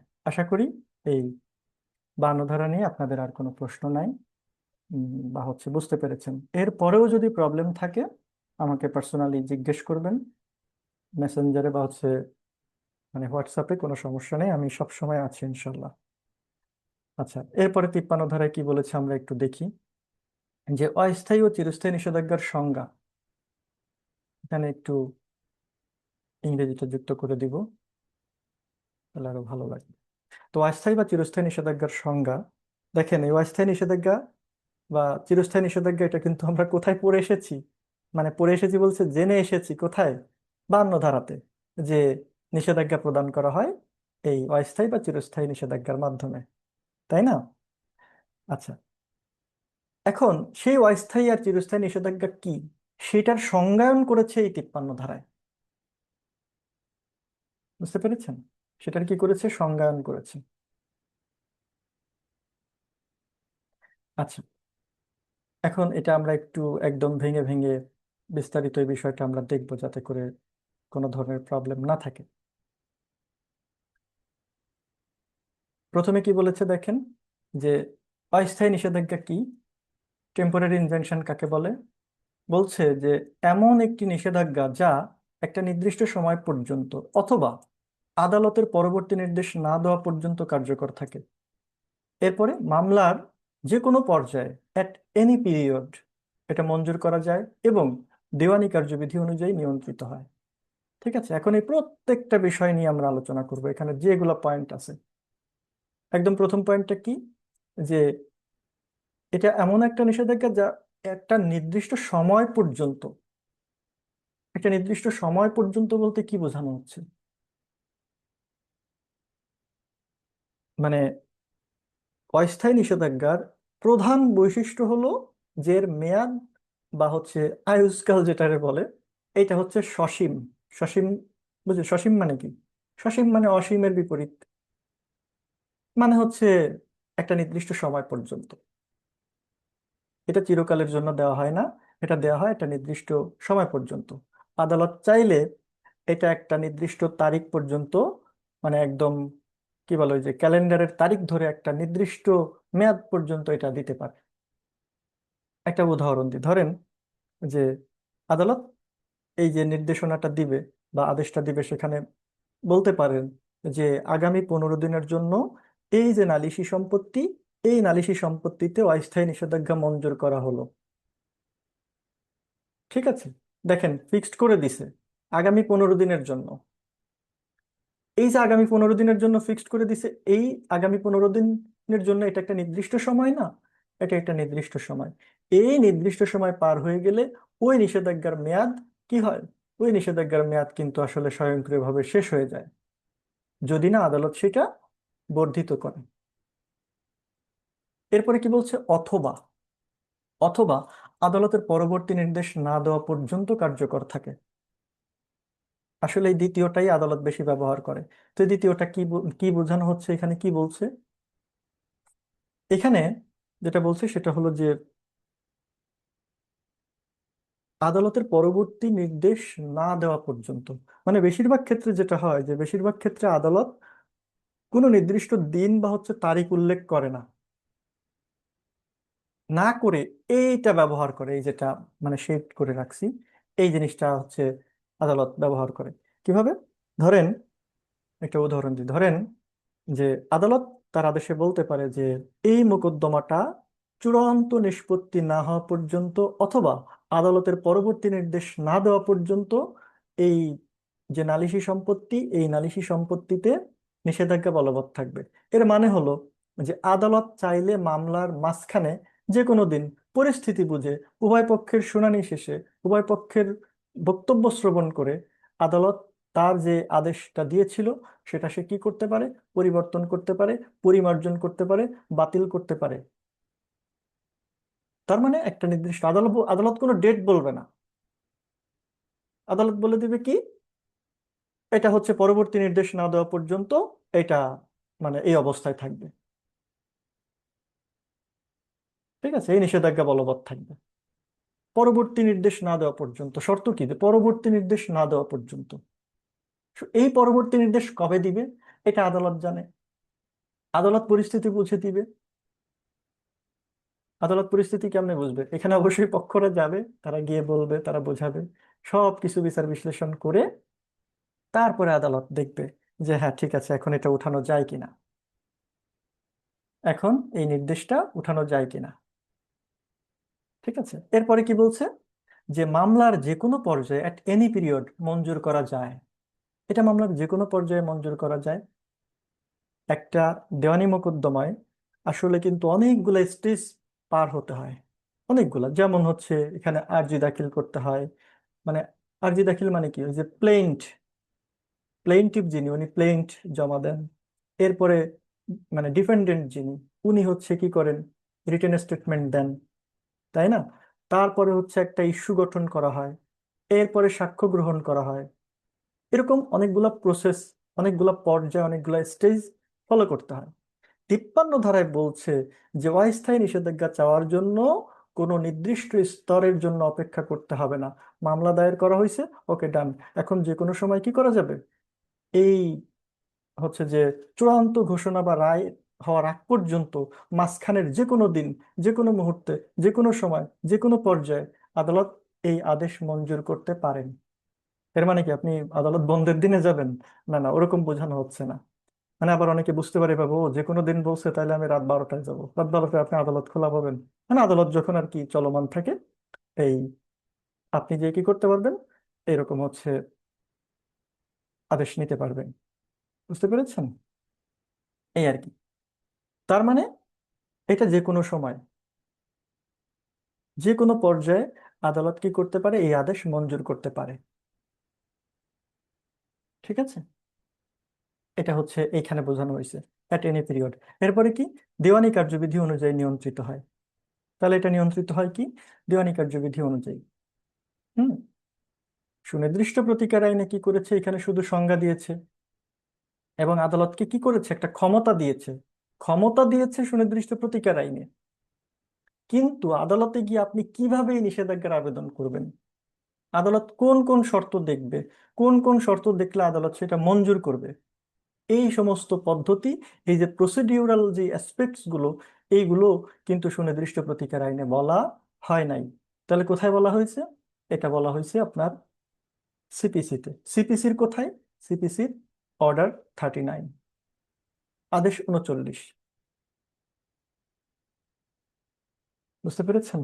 এই কথা এখানে, এখানে আসলে এইসব বিষয় আলোচনা করা হয়েছে। আচ্ছা, এরপরে দেখেন। আচ্ছা, একটা বিষয় তাহলে এখানে একটু বলি, যে এইটার আসলে ফিলোসফিক্যাল অ্যাসপেক্টটা কি, কোর পারপাসটা কি, মূল উদ্দেশ্যটা কি। অস্থায়ী নিষেধাজ্ঞার মূল উদ্দেশ্য হলো, এক কথায় যদি বলি, protection of the subject matter of the suit, মামলার বিষয়বস্তুকে রক্ষা করা এবং সম্পত্তিতে একটা স্ট্যাটাস কো বজায় রাখা, অর্থাৎ স্থিতি অবস্থা বজায় রাখা। সহজ কথায়, একটা দেওয়ানি মামলা দায়ের থেকে শুরু করে চূড়ান্ত, মানে ডিগ্রি পাওয়া পর্যন্ত, চূড়ান্তভাবে রায় হওয়া পর্যন্ত, মানে কি হয় যে অনেক সময় লেগে যেতে পারে, কয়েক বছর লেগে যেতে পারে। এই দীর্ঘ সময়ে এই বিবাদমান যে সম্পত্তিটা, সেই সম্পত্তিটা কেউ ধ্বংস করে ফেলতে পারে, নষ্ট হতে পারে, সেটার ক্ষতি হতে পারে, সেটা কেউ অপচয় করতে পারে, সেটা কেউ বিক্রি করে দিতে পারে, হস্তান্তর করতে পারে, অপসারণ করতে পারে, সেটার আকৃতি প্রকৃতি চেঞ্জ করে ফেলতে পারে, তাই না? সেইগুলো যেন না করতে পারে, সেই জন্য আদালত কি করেন, নির্দেশ দেন। ধরেন আপনার একটা জমি নিয়ে আপনার সাথে অন্য একজনের একটা মামলা চলতেছে। এখন মামলা চলাকালীন সময়, চলাকালীন সময় এটা কিন্তু ভুল কথা, চলাকালীন মানে কাল, ওইখানে দেখেন কালীন আছে, মানে কাল মানেই সময়। সো চলাকালীন সময়ে এভাবে বলা যাবে না। সো মামলা চলাকালীন বিবাদী যদি ওই যে জমিটা, সে যদি তৃতীয় কোনো ব্যক্তির কাছে বিক্রি করে দেয়, বা হচ্ছে জমির যে, ধরেন যে জমিতে কিছু মূল্যবান গাছ আছে, আপনার ওই গাছগুলো কেটে ফেলে, তাহলে তো সমস্যা। এরপরে যদি মামলার রায় আপনার পক্ষেও আসে, তারপরেও তো আপনার যা হারানোর আপনি হারাইছেন, আপনার মূল্যবান গাছগুলো হারাইছেন, তাই না? তার মানে তো আপনি রায় পেয়েও, আপনার পক্ষে ডিক্রি পেয়েও কি হয়ে গেল, এক প্রকার আপনি অর্থহীন একটা ডিক্রি পেলেন। তো এই এই যে বিষয়টা, এই যে আশঙ্কাটা, এই আশঙ্কাটা দূর করার জন্যই আদালত এরকম অস্থায়ী নিষেধাজ্ঞা দিয়ে থাকে, যেন মামলা শেষে ওই যে জয়ী পক্ষ, তার যে কাঙ্ক্ষিত সম্পত্তিটা, সেটা যেন সে ঠিকঠাক বুঝে পায়। বুঝতে পেরেছেন? এখন আমরা একটু বিষয়ে আসি। সেটা হলো, আমি বলেছিলাম যে কিছু বিষয় আদালত এখানে দেখবে। কি কি বিষয় দেখে আদালত এরকম নির্দেশনা দিবে, এইরকম মানে নিষেধাজ্ঞা দিবে, কি কি বিষয় আদালত দেখবে, খুবই গুরুত্বপূর্ণ এটা। কি কি বিষয় দেখবে? প্রথম দেখবে prima facie case. Prima facie case, যারা ইউনিভার্সিটিতে এখনো আছেন, তারা কিন্তু ক্লাসের ওই যে এক্সামে, মানে হচ্ছে আপনার এক্সামে এইসব কথা লিখবেন। প্রাইমা ফেসি কেস, প্রাইমা ফেসি কেসটা কি? আপাতত দৃষ্টিতে প্রমাণযোগ্য মামলা। আপাত দৃষ্টিতে প্রমাণযোগ্য মামলা, প্রাইমা ফেসি কেস। বিষয়টা কিরকম, যে আদালতে যখন একটা মামলা আসে, তখন আসলে এই মামলাটার ফলাফল কি হতে পারে এটা কিন্তু আদালত বুঝে। আদালত বলতে কাকে বোঝাচ্ছি, মানে জজকে, বিচারককে, তিনি কিন্তু বুঝেন। শোনেন, যখনই আদালত বলবো, ওরকম একটা বিল্ডিং এর কথা মনে করবেন না, মনে করবেন একজন মানুষের কথা, একজন বিচারকের কথা। হ্যাঁ, তিনি ওরকম একটা বিল্ডিং এর মধ্যে বসেন। এই আদালত মানে ধরে নেবেন কি একজন ব্যক্তি, একজন বিচারক। তো এরকম কোন একটা মামলা যখন আদালতে আসে, তখন আদালত কি করেন? আদালত প্রথমেই দেখবেন বাদী যে মামলাটা নিয়ে আসছে এটা কতটা যুক্তিযুক্ত। বাদীর যে আর্জি এবং যে কাগজপত্র, এগুলো দেখে তিনি যদি সন্তুষ্ট হন যে এই মামলাটা আসলে শুনানির যোগ্য এবং বিচার শেষে এটাকে এখানে বাদী জিততে পারে, বাদীর জয়ী হওয়ার সম্ভাবনা আছে এবং সেই সম্ভাবনার যুক্তিযুক্ত কারণ আছে, তাহলে তিনি কি করবেন? তিনি কিন্তু মামলাটা মানে ওইটাকে বলবেন যে এটা হচ্ছে prima facie case. Prima facie case হিসেবে ওটাকে তিনি নিয়ে নেবেন। এই যে তিনি ওনাকে মামলাটা নিলেন, এটাই হলো এই মামলার আসলে যে আমরা কি বলি মেরিট, এটা হলো একটা প্রাইমা ফেসি কেস। অর্থাৎ এখানে বাদীর শেষ পর্যন্ত জেতার সম্ভাবনা হয়তো বা আছে। বুঝতে পেরেছেন? আরেকটা, তাহলে প্রথম কি দেখবেন আদালত এরকম ইনজাংশন দেওয়ার ক্ষেত্রে? আদালত প্রথমে কি বললাম, আদালত প্রথমে দেখবেন প্রাইমা ফেসি কেস, যে আপাত দৃষ্টিতে এই মামলাটা প্রমাণযোগ্য কিনা, বাদী এখানে জয়ী হতে পারে কিনা, এটা দেখবেন। সেকেন্ডলি দেখবেন ইরিপারেবল লস, অপূরণীয় ক্ষতি। জিনিসটা কিরকম? এই যে অস্থায়ী নিষেধাজ্ঞা, এটা যদি না দেয়া হয় তাহলে বাদীর কি এমন কোনো ক্ষতি হবে, এমন কোনো ক্ষতি হবে কিনা যা পরবর্তীতে শুধু টাকা বা আর্থিক ক্ষতিপূরণ দিয়ে সেটা পূরণ করা সম্ভব নয়? আদালত সেটা বিবেচনা করবেন। ঠিক আছে? ক্ষতি যদি অর্থ দিয়ে পূরণযোগ্য হয়, তবে আদালত কিন্তু এখানে আসলে ওরকম কোনো নিষেধাজ্ঞা মঞ্জুর করবেন না।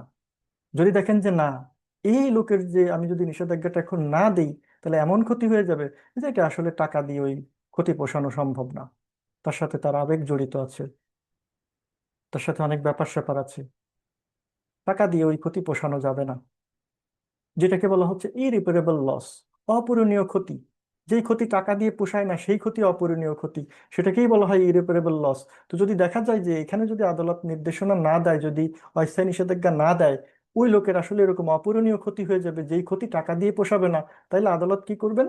আদালত এখানে অস্থায়ী নিষেধাজ্ঞা দিবেন, আদারওয়াইজ দিবেন না। তাহলে প্রথমে কি বলছি? প্রাইমা ফেসি কেস দেখবেন। সেকেন্ডলি কি? ইরিপারেবল লস দেখবেন। থার্ড থার্ডলি তৃতীয়ত যে জিনিসটা দেখবেন সেটা হচ্ছে balance of convenience and inconvenience. বলেছিলাম আগে যেরকম একটা জিনিস আমরা সামনে পাবো,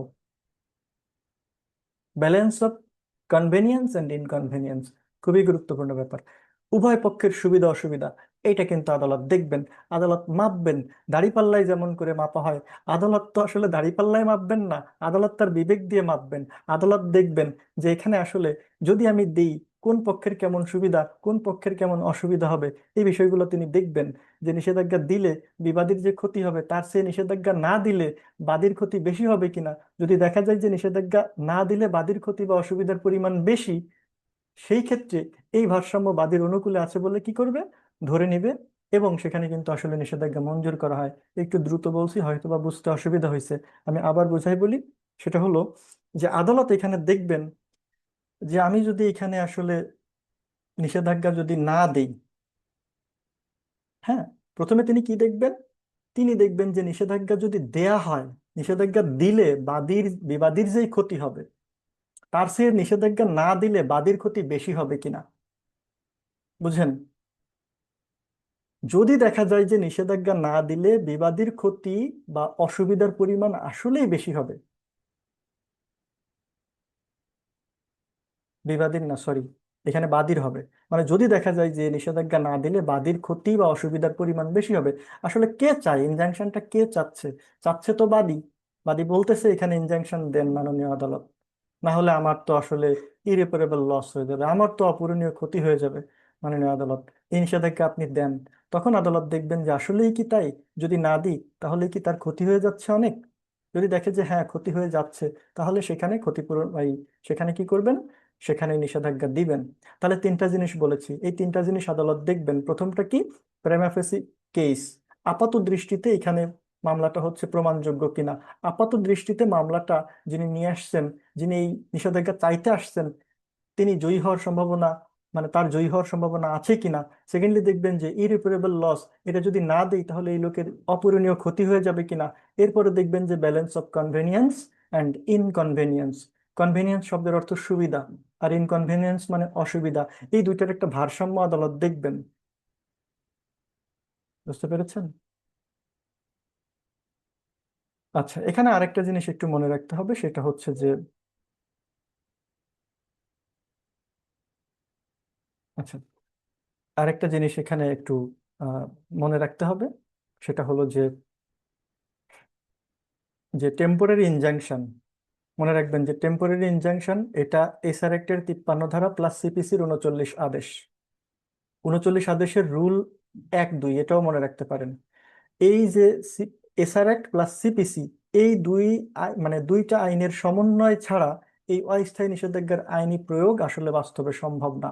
যদি দিতে হয় তাহলে এই দুইটা আইন, মানে দুইটা আইনের আলোকে দিতে হবে, অর্থাৎ এখানে দুইটা আইন ফাংশন করবে। ঠিক আছে?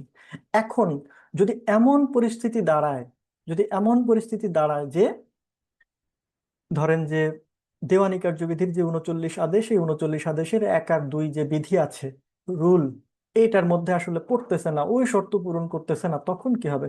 তখন আদালত যদি দেখে যে না আসলেই ওই যে কথাগুলো বললাম, ওই যে তিনটা বিষয় বললাম যে আহ, প্রথমত কি বলেছিলাম, যে prima facie case, irreparable loss, balance of মানে কনভেনিয়েন্স অ্যান্ড ইনকনভেনিয়েন্স, এই সব বিষয় যদি দেখে মনে হয় যে না এখানে আসলে নিষেধাজ্ঞা দিতেই হবে, কিন্তু আইনের মধ্যে পড়তেছে না, অর্থাৎ সিপিসির যে অর্ডার মানে 39-এর যে রুল 1, 2 এর মধ্যে পড়তেছে না, তখন আদালত কি করবেন? দেয়া তো লাগবে, বাট আইনের মধ্যে তো পড়তেছে না, তখন আদালত ন্যায় বিচারের স্বার্থে ওই অস্থায়ী নিষেধাজ্ঞাটা প্রদান করতে পারবেন তার অন্তর্নিহিত ক্ষমতা, তার মানে ইনহেরেন্ট পাওয়ার অ্যাপ্লাই করে।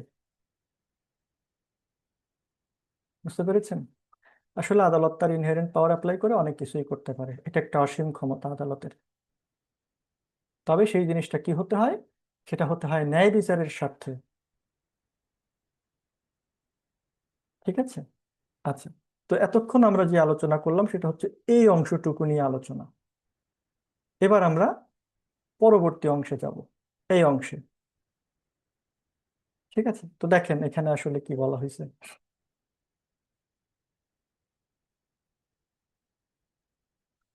এখানে বলা হচ্ছে যে চিরস্থায়ী নিষেধাজ্ঞা বা পারপেচুয়াল ইনজাংশন,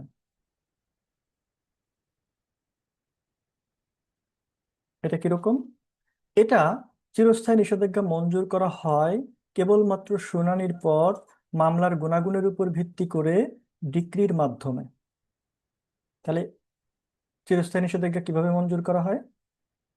শুনানির পরে, কেবলমাত্র শুনানির পরে, মামলার গুণাগুণের উপর ভিত্তি করে, আপন দা মেরিট, মামলার মেরিটের উপর ভিত্তি করে, ডিক্রির মাধ্যমে। ঠিক আছে, পরে বলছে যে এর মাধ্যমে বিবাদীকে চিরস্থায়ীভাবে এমন একটি অধিকার প্রয়োগ বা কাজ করা হতে বিরত থাকার নির্দেশ প্রদান করা হয় যা বাদীর অধিকারের বিপরীত হতে পারে। এই পর্যন্ত বললে কিন্তু আসলে অনেকে বুঝতো যে ঠিক আছে, ও আচ্ছা ঠিক আছে বুঝতে পারছি, কিন্তু এখানে দেখেন বলেছে যা বাদীর অধিকারের বিপরীত হতে পারে। সমস্যা নেই, আমরা প্রত্যেকটা জিনিস একদম বিস্তারিত ভেঙে ভেঙে দেখব, আশা করি কোনো সমস্যা থাকবে না ইনশাআল্লাহ। তো দেখেন এখানে কি বলা হচ্ছে। আচ্ছা, এই যে কথার মধ্যে ধরেন যে মাঝে মধ্যে বলি যে ইনশাআল্লাহ, হ্যাঁ, এটা যারা হচ্ছে আমার অন্য ধর্মের ভাইয়েরা আছেন, আপুরা আছেন, মানে দিদি, মনে কিছু করবেন না, এটা আসলে আমার, আমি খুব প্র্যাকটিস করি তো, বাস্তব জীবনে চলে আসে, এটা কিন্তু আমার আউট অফ কন্ট্রোল। কারণ আমি জানি যে এখানে আমাকে খুবই নিউট্রাল থাকা উচিত, আহ আমাকে এমন ভাবে কথা বলা উচিত যে হচ্ছে সেটা কোনো এক ধর্মের মানে পক্ষে যাবে না, আবার কোনো ধর্মের এগেনস্টও যাবে না। আমাকে এখানে নিউট্রাল থাকতে হবে, এবং সেটা উচিত। এবং সবাই কিন্তু সেভাবেই আসলে মেনটেন করে। বাট আমার হয়েছে কি, আমি তো আসলে এভাবে আগে মানে এরকম ব্যাচ ট্যাচ করাইনি। তো দেখা যায় যে যাকে পার্সোনালি পড়াইছি সেও দেখা যায় যে মুসলিম, পড়ানোর মধ্যে আমার এরকম কথা চলে আসছে। সো আপনারা মনে কিছু করবেন না। আর এখানে আমরা মানে আসলে সৃষ্টিকর্তা তো একজন, ইনশাআল্লাহ এটার মানে হলো যে আল্লাহ যদি চায়, মানে সৃষ্টিকর্তা যদি চায়। বুঝতে পেরেছেন? সো এটা নিয়ে আসলে মন খারাপের কিছু নাই, এরকম দুই একটা হতে পারে, অনেক সময় আমি বলে ফেলি, পরে আমার মনে হয় যে আমি তো নিউট্রালি বলতে পারতাম, আমার ওইখানে ইনশাল্লাহ বলার কি দরকার ছিল। যাই হোক, এটাতে আপনারা মন খারাপ করবেন না, আশা করি। তাহলে দেখেন এখানে কি বলছে, যে চিরস্থায়ী নিষেধাজ্ঞা মঞ্জুর করা হয় কেবলমাত্র শুনানির পর, কেবলমাত্র শুনানির পর, মেড এট দ্য হিয়ারিং, কেবলমাত্র শুনানির পর। এখানে আসলে কি বোঝানো হচ্ছে? আচ্ছা, শুনানি বা হিয়ারিং বলতে কি বোঝায়? শুনানি নিয়ে কিন্তু আসলে সিপিসিতে আলোচনা আছে, ঠিক আছে, সিপিসিতে এটা নিয়ে আলোচনা আছে, আমরা দেখব। হিয়ারিং এর ব্যাপার ওখানে বিস্তারিত আছে। তো এই যে শুনানি বা হিয়ারিং বলতে এখানে কিন্তু আসলে এটুক শুধু মনে রাখেন যে ফুল ট্রায়ালটাকেই বোঝানো হচ্ছে, অর্থাৎ পুরো বিচার প্রক্রিয়া, ঠিক আছে। মানে কেউ আদালতে আসলো, এসেই সাথে সাথে সে চিরস্থায়ী নিষেধাজ্ঞা চাইলো আর আদালত দিয়ে দিল, ব্যাপারটা কিন্তু এরকম না। এর জন্য কি করতে হবে? একটা দীর্ঘ একটা মানে যে আইনি ধাপ, সেটা কিন্তু আসলে পার হতে হয়, ঠিক আছে। আগেরটা আমরা কি পড়েছিলাম বলেন তো? এই যে আগেরটায় পড়েছিলাম, দেখেন, অস্থায়ী নিষেধাজ্ঞা যে কোনো পর্যায়ে। আর এখানে কি বলেছে? কেবলমাত্র শুনানির পর। ওখানে যে কোনো পর্যায়ে, মানে অ্যাট এনি পিরিয়ড, আর এখানে হচ্ছে কেবলমাত্র শুনানির পর, মেড এট দ্য হিয়ারিং, মানে হিয়ারিং এর পর এটা করবে। তার মানে এর জন্য আসলে একটা দীর্ঘ আইনি পথ অতিক্রম করতে হয়। অর্থাৎ প্রথমে বাদী কি করবে? তার আর্জি জমা দিবে, মানে প্লেইন্ট যেটা, বিবাদী তার রিটেন স্টেটমেন্ট দাখিল করবে। এরপরে হচ্ছে মামলার একটা বিচার্য বিষয় বা ইস্যু গঠন করা হবে। এরপর বাদী ও বিবাদীর মধ্যে যে সাক্ষী মানে সাক্ষীরা আছে তারা তাদের হচ্ছে জবানবন্দি নিবে, যেটাকে সাক্ষ্য আইনের ভাষায় বলা হয় এক্সামিনেশন ইন চিফ। এরপরে হচ্ছে জেরা করা হবে, যেটাকে বলা হয় ক্রস এক্সামিনেশন। এই সব কিছুর পরে সবশেষে উভয় পক্ষের যে আইনজীবী থাকবে, সেই আইনজীবীদের চূড়ান্ত যে যুক্তিতর্ক মানে আর্গুমেন্ট, সেটা শুনবে। তারপরে আদালত কি করবে? এরকম একটা চিরস্থায়ী নিষেধাজ্ঞা মঞ্জুর করবে। এর আগে কোনোভাবেই না, না তো না, ঠিক আছে। এইরকম পদ্ধতি অবলম্বন এখানে করতে হবে, শুনানির পরে এটা করতে হবে। এরপরে কি বলেছে? যে মামলার গুণাগুণের উপর ভিত্তি করে, মামলার গুণাগুণের উপর ভিত্তি করে মানেটা কি? Upon the merits of the suit, মানেটা কি? এটা হচ্ছে, মনে রাখবেন যে এই চিরস্থায়ী নিষেধাজ্ঞার সবচেয়ে মানে আমি বলবো যে একটা মানে গুরুত্বপূর্ণ একটা শর্ত। গুণাগুণ বা মেরিট বলতে আসলে কি বোঝায়? এটা আরেকটা প্রশ্ন, যে বুঝলাম ভাই মেরিটের উপরে, বাট মেরিটটা কি? এই যে মেরিট বা গুণাগুণ, এটাই কি? এই গুণাগুণ বা মেরিট বলতে মামলার যেই আসলে প্রকৃত যে সত্যতা, যে বস্তুনিষ্ঠতা এবং যেই আইনি অধিকার, সেই সবগুলোকে বোঝায়। এখানে ওই যে প্রাইমা ফেসি দেখবে না, মানে প্রাইমা ফেসি মানে কি? আমরা বলে এসেছি যে হ্যাঁ, আদালত দেখবে যে হ্যাঁ এখানে জিততে পারে, একটা ভাষা ভাষা জিনিসটা ছিল, ভাষা ভাষা, হ্যাঁ জিততে পারে, সম্ভাবনা আছে, ঠিক আছে। কিন্তু এখানে কিন্তু এরকম প্রাইমা ফেসি দেখবে না, এখানে আসলেই মামলার প্রকৃত মেরিটটা দেখবে। বাদীকে এখানে সুস্পষ্ট সাক্ষ্য প্রমাণ দিয়ে প্রমাণ করতে হবে যে ওই ধরেন যে একটা নালিশি সম্পত্তি নিয়ে ঝামেলা চলতেছে, তো ওই নালিশি সম্পত্তিতে বা বিষয়বস্তুতে তার কি আছে? নিরঙ্কুশ আইনি অধিকার আছে, তার লিগ্যাল রাইট আছে, তার একচ্ছত্র দখল আছে, তার এক্সক্লুসিভ পজিশন আছে। এবং বিবাদী কি করছে? তাকে সেখান থেকে ধরেন যে বেআইনিভাবে তার সেই অধিকারে হস্তক্ষেপ করছে, ঠিক আছে। এরকম মেরিট দেখতে হবে, এখানে কোনো প্রাইমা ফেসি চলবে না। তাহলে প্রাইমা ফেসির সাথে মেরিটের পার্থক্য বুঝছেন? প্রাইমা ফেসি আপাতত দেখে মনে হয়েছে, অত ডিটেইলস এখানে দরকার নাই, অত সাক্ষ্য প্রমাণও এখানে নেওয়া হয় নাই, ই করা হয় নাই, যে দেখে মনে হয়েছে যে হ্যাঁ ঠিক আছে, হতে পারে। আর এখানে এখানে হচ্ছে আদালত দেখবে যে আসলেই উনি ভুক্তভোগী কিনা, আসলেই হচ্ছে ওনার এখানে মানে জয়ী হওয়ার সম্ভাবনা আছে কিনা, এরকম বিভিন্ন বিষয় সাক্ষ্য প্রমাণ দিয়ে এখানে প্রমাণ করতে হবে, ঠিক আছে।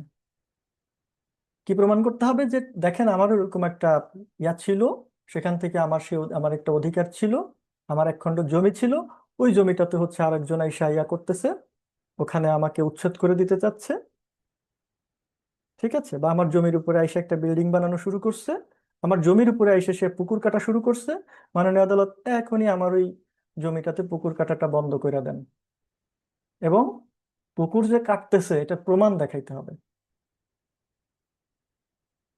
তার মানে কি, আপনি তখন আদালত দেখবে যে না ঠিকই তো, আসলেই তো লোকটা সমস্যার মধ্যে আছে।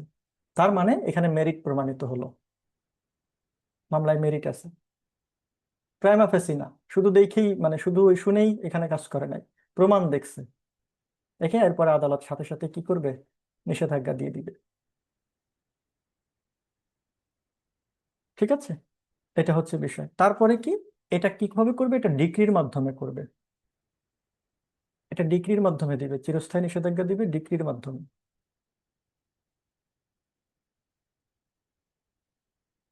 এটার মাধ্যমে আসলে কি বোঝাচ্ছে, আদালতের সিদ্ধান্তের তো মানে সিদ্ধান্তের ধরনটা কেমন হবে সেটা আসলে এখানে বলে দিচ্ছে।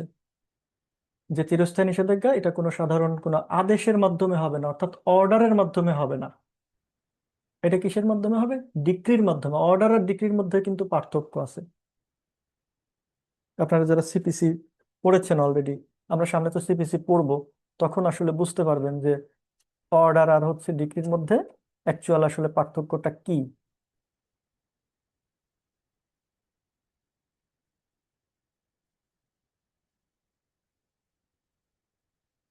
দাঁড়ান একটু দেখি। যাই হোক, ডিক্রি হচ্ছে আপনার একটা আদালতের এমন একটা আনুষ্ঠানিক প্রকাশ, যার মাধ্যমে আদালত ওই সংশ্লিষ্ট মামলায় পক্ষগণের অধিকার চূড়ান্তভাবে নিষ্পত্তি করে দেয়। অর্থাৎ আদালত যখন চিরস্থায়ী নিষেধাজ্ঞা মঞ্জুর করবেন বা মঞ্জুর করে ডিক্রি দেবেন, তখন ধরে নিতে হবে ওই নির্দিষ্ট বিষয়টা চিরস্থায়ী একটা আইনি সমাধান ওটার মাধ্যমে দিয়ে দিছে, এবং ওই বিষয়টা ওখানেই সমাপ্তি ঘটে গেছে, একটা চিরস্থায়ী সলিউশন দিয়ে দিয়েছে।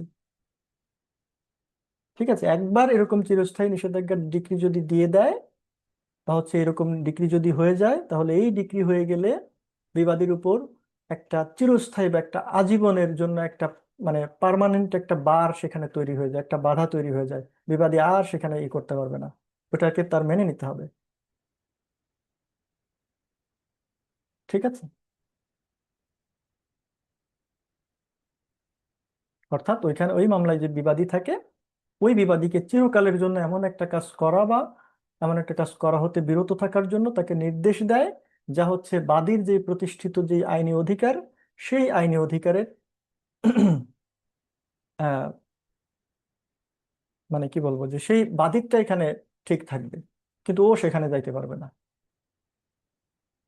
যেমন ধরেন যে আদালত যদি সম্পূর্ণ বিচার শেষে যে ডিক্রি দেয় যে বিবাদী কখনোই বাদীর এই নির্দিষ্ট জমিতে প্রবেশ প্রবেশ করতে পারবে না, বা হচ্ছে এখানে কোনো স্থাপনা তৈরি করতে পারবে না, তাহলে এটাই ফাইনাল, এটাই চূড়ান্ত, এটাই মানতে হবে, এটাই চিরকালের জন্য বলবৎ, এটাই চলবে।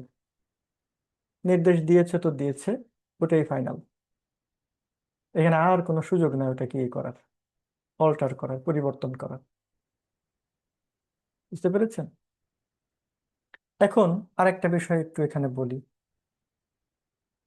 হ্যাঁ, এখন আপনি ভাবতে পারেন যে আর কোনো সুযোগ কি নেই।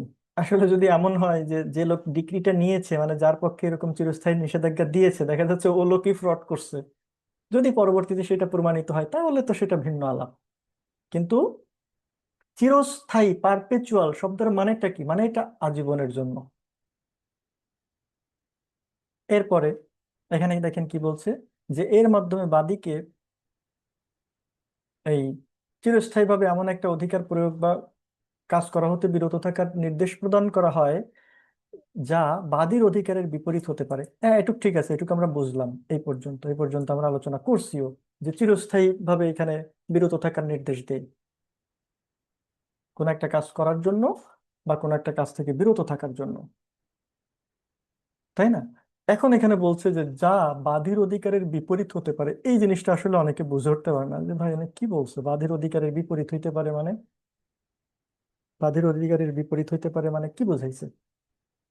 দেখেন, এই কথাটা শুনতে যদিও একটু আসলে কঠিন লাগতেছে, মানে মনে হচ্ছে যে এটা মনে হয় একটু কঠিন, কিন্তু এর মানেটা আসলে খুব সোজা। এখানে আসলে ওরকম জটিলতার কোনো বিষয় নাই, মাথা খারাপ করারও দরকার নাই।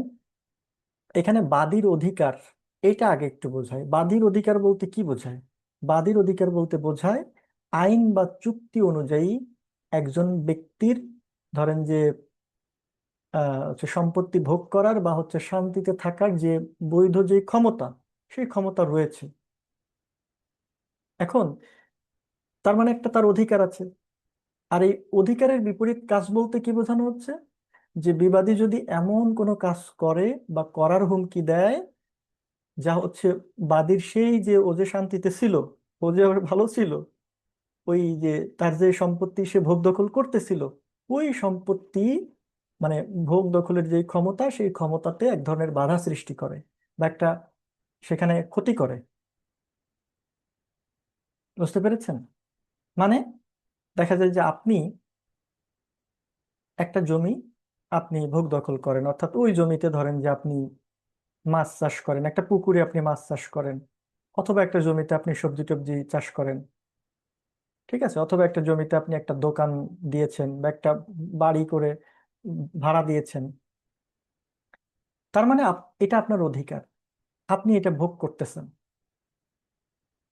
এখন এক লোক হঠাৎ করে এসে দাবি করতেছে কি যে আপনার দাদা নাকি হচ্ছে তার ওই জমিটা তার কাছে বিক্রি করে গেছিল, সে এতদিন আসে না, এখন আসছে, আর সে বলতেছে এই জমি আমার, এখন থেকে এই জমিটা আমি ই করব, তুমি যাও। তাহলে আপনার এতদিন একটা অধিকার আপনি ভোগ করতেছিলেন, সে এসে সেটাই বাধা দিচ্ছে না। এই যে সে বাধা দিচ্ছে, এটাই হলো বাদীর অধিকারের বিপরীত। মানে আপনার একটা অধিকার ছিল, তার বিপরীতটা এখানে এখন ঘটতেছে।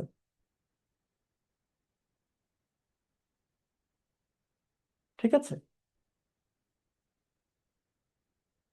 তাহলে আদালত যখন দেখে যে বিবাদী এমন কোনো অন্যায় কাজ করেছে বা করছে যা হচ্ছে বাদীর এই ধরনের যে অধিকারটা ছিল, তার একটা আইনি অধিকার ছিল, সেই অধিকারকে নষ্ট করছে, অর্থাৎ বাদীর অধিকারের বিপরীত কাজ করছে, কে করছে? বিবাদী করছে।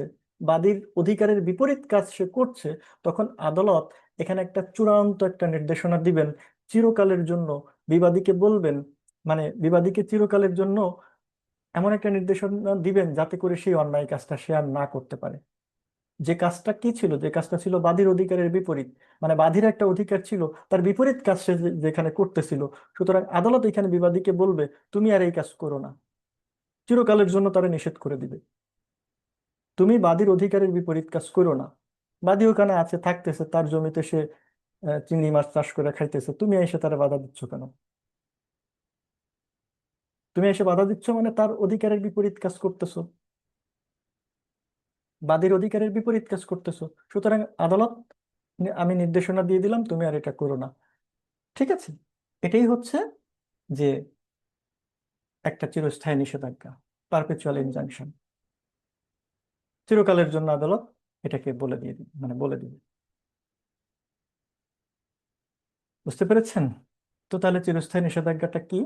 চিরস্থায়ী নিষেধাজ্ঞা হলো এমন কিছু যা চিরকালের জন্য অব্যাহত থাকে এবং যা কেবল শুনানির পরে মামলার গুণাগুণের উপর ভিত্তি করে ডিক্রির দ্বারাই মঞ্জুর করা হয়, এবং এটা একটা অধিকারকে চিরতরে নিষ্পত্তি করে দেয়। এটা নিয়ে আর কোনো ঝামেলা থাকে না, চিরতরে একদম ফাইনাল করে দেয়। ওকে, বুঝতে পেরেছেন? এখানে একটা প্রশ্ন আছে, দেখেন। প্রশ্নটা হচ্ছে যে নিম্নের কোন ক্ষেত্রে অস্থায়ী নিষেধাজ্ঞা দেয়া যাবে না? নিম্নের কোন ক্ষেত্রে অস্থায়ী নিষেধাজ্ঞা দেওয়া যাবে না? উত্তর না দেখে বলেন তো কেউ একজন, বা যে বলতে পারেন এখানে উত্তর কোনটা হবে। উত্তরটা মুছে দেওয়া দরকার ছিল।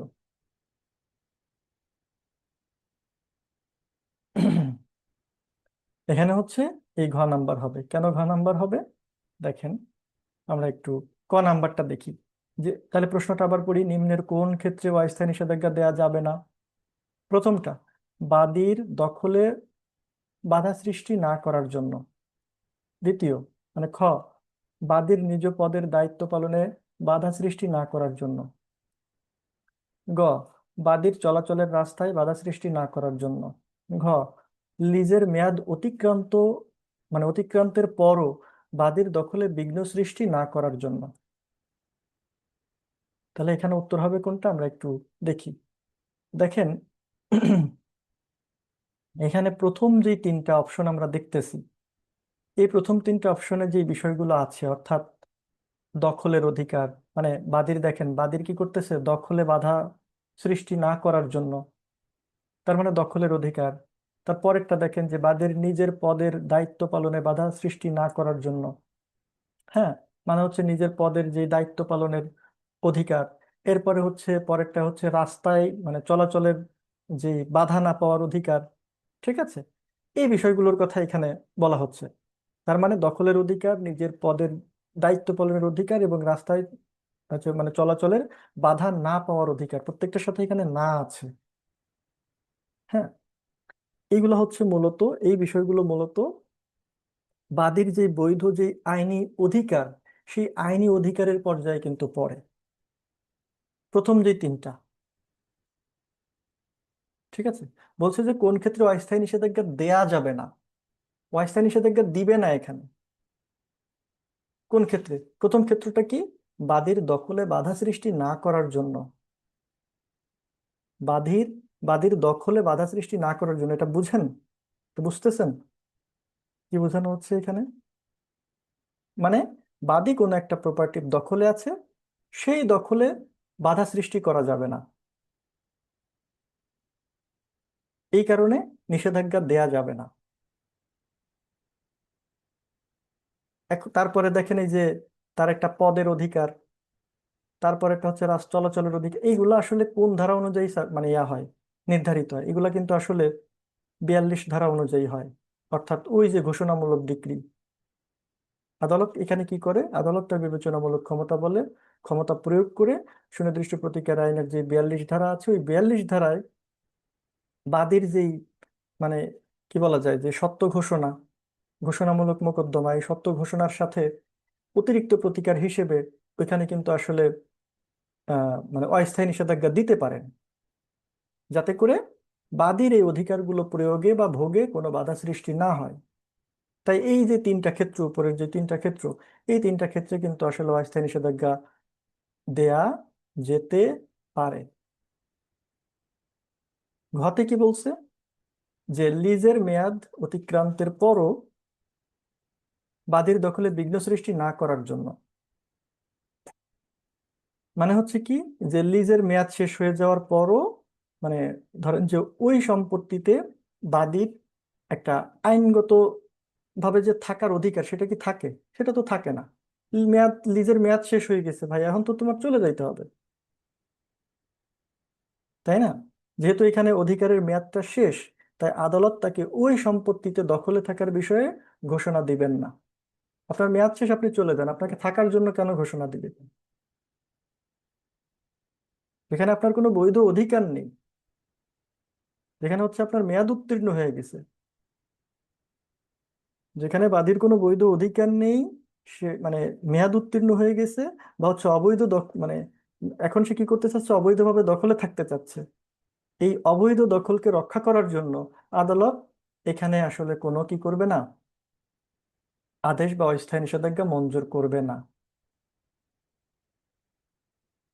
ঠিক আছে, মানে একদম সংক্ষেপে যদি বলি, যে কোনো আইনি অধিকার থাকলে সেটা রক্ষার জন্য আদালত অস্থায়ী নিষেধাজ্ঞা দেয়।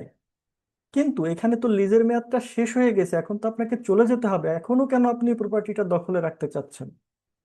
আর সেইটা দখলে রাখার জন্য কি আদালত নিষেধাজ্ঞা দিবে যে ঠিক আছে আপনি দখলে থাকেন? আদালত তো সেটা দিবে না। লিজের মেয়াদ শেষ হলে, যেহেতু হচ্ছে আপনার অধিকার শেষ হয়ে গেছে, এখন সেখানে আসলে আপনার থাকার কোনো এখতিয়ার নাই, কাজে আপনার পক্ষে এখানে কি করা যাবে না, এখানে নিষেধাজ্ঞা দেওয়া যাবে না। ঠিক আছে, তার মানে এখানে লিজের মেয়াদ অতিক্রান্তের পরও বাদীর দখলে বিঘ্ন সৃষ্টি না করার জন্য, এটার কারণে আসলে কি করা যাবে না, নিষেধাজ্ঞা দেওয়া যাবে না। উপরের তিনটা কারণে নিষেধাজ্ঞা দেওয়া যাবে। এই হচ্ছে মূল বিষয়, বুঝতে পেরেছেন? তো যাই হোক, 54 ধারা থেকে আজকে এখন আর আলোচনা করব কিনা বলেন তো? কালকে আমাদের কোনো ক্লাস নাই, কিন্তু কালকে হচ্ছে ভাইয়া আমরা, আজকে এতটুকু। আজকে এতটুকু থাকবে। ভাইয়া, তা আপনার ইচ্ছা। আচ্ছা আচ্ছা, এখন তাহলে থাকুক, আজকে এই পর্যন্ত থাকুক, কালকে আমরা আরেকটা ক্লাস নিই। এটার মানে কারণ হলো যে আজকে যদি কন্টিনিউ করি, 54 ধারাটা দেখেন যথেষ্ট বড় আছে। হ্যাঁ, অনেকগুলো উদাহরণ এখানে আছে। কতগুলো উদাহরণ দেখেন, এখানে উদাহরণ আছে মানে দেখেন কি পরিমাণ, মানে পুরা ক খ শেষ করে দেই নাই সেই ভালো। তো আসলে এখানে আলোচনা একটু বড় হবে। এখানে আবার উপরে 5টা ক্ষেত্র আছে। এরপরে 56 ধারা যেটা, ওইটা তো মানে 55 ধারা যেটা, যদিও 55 ধারাটা মানে কম কথা, কিন্তু এখানেও বেশ কিছু উদাহরণ আছে। আর 56 ধারায় দেখেন বিশাল 11টা ক্ষেত্র।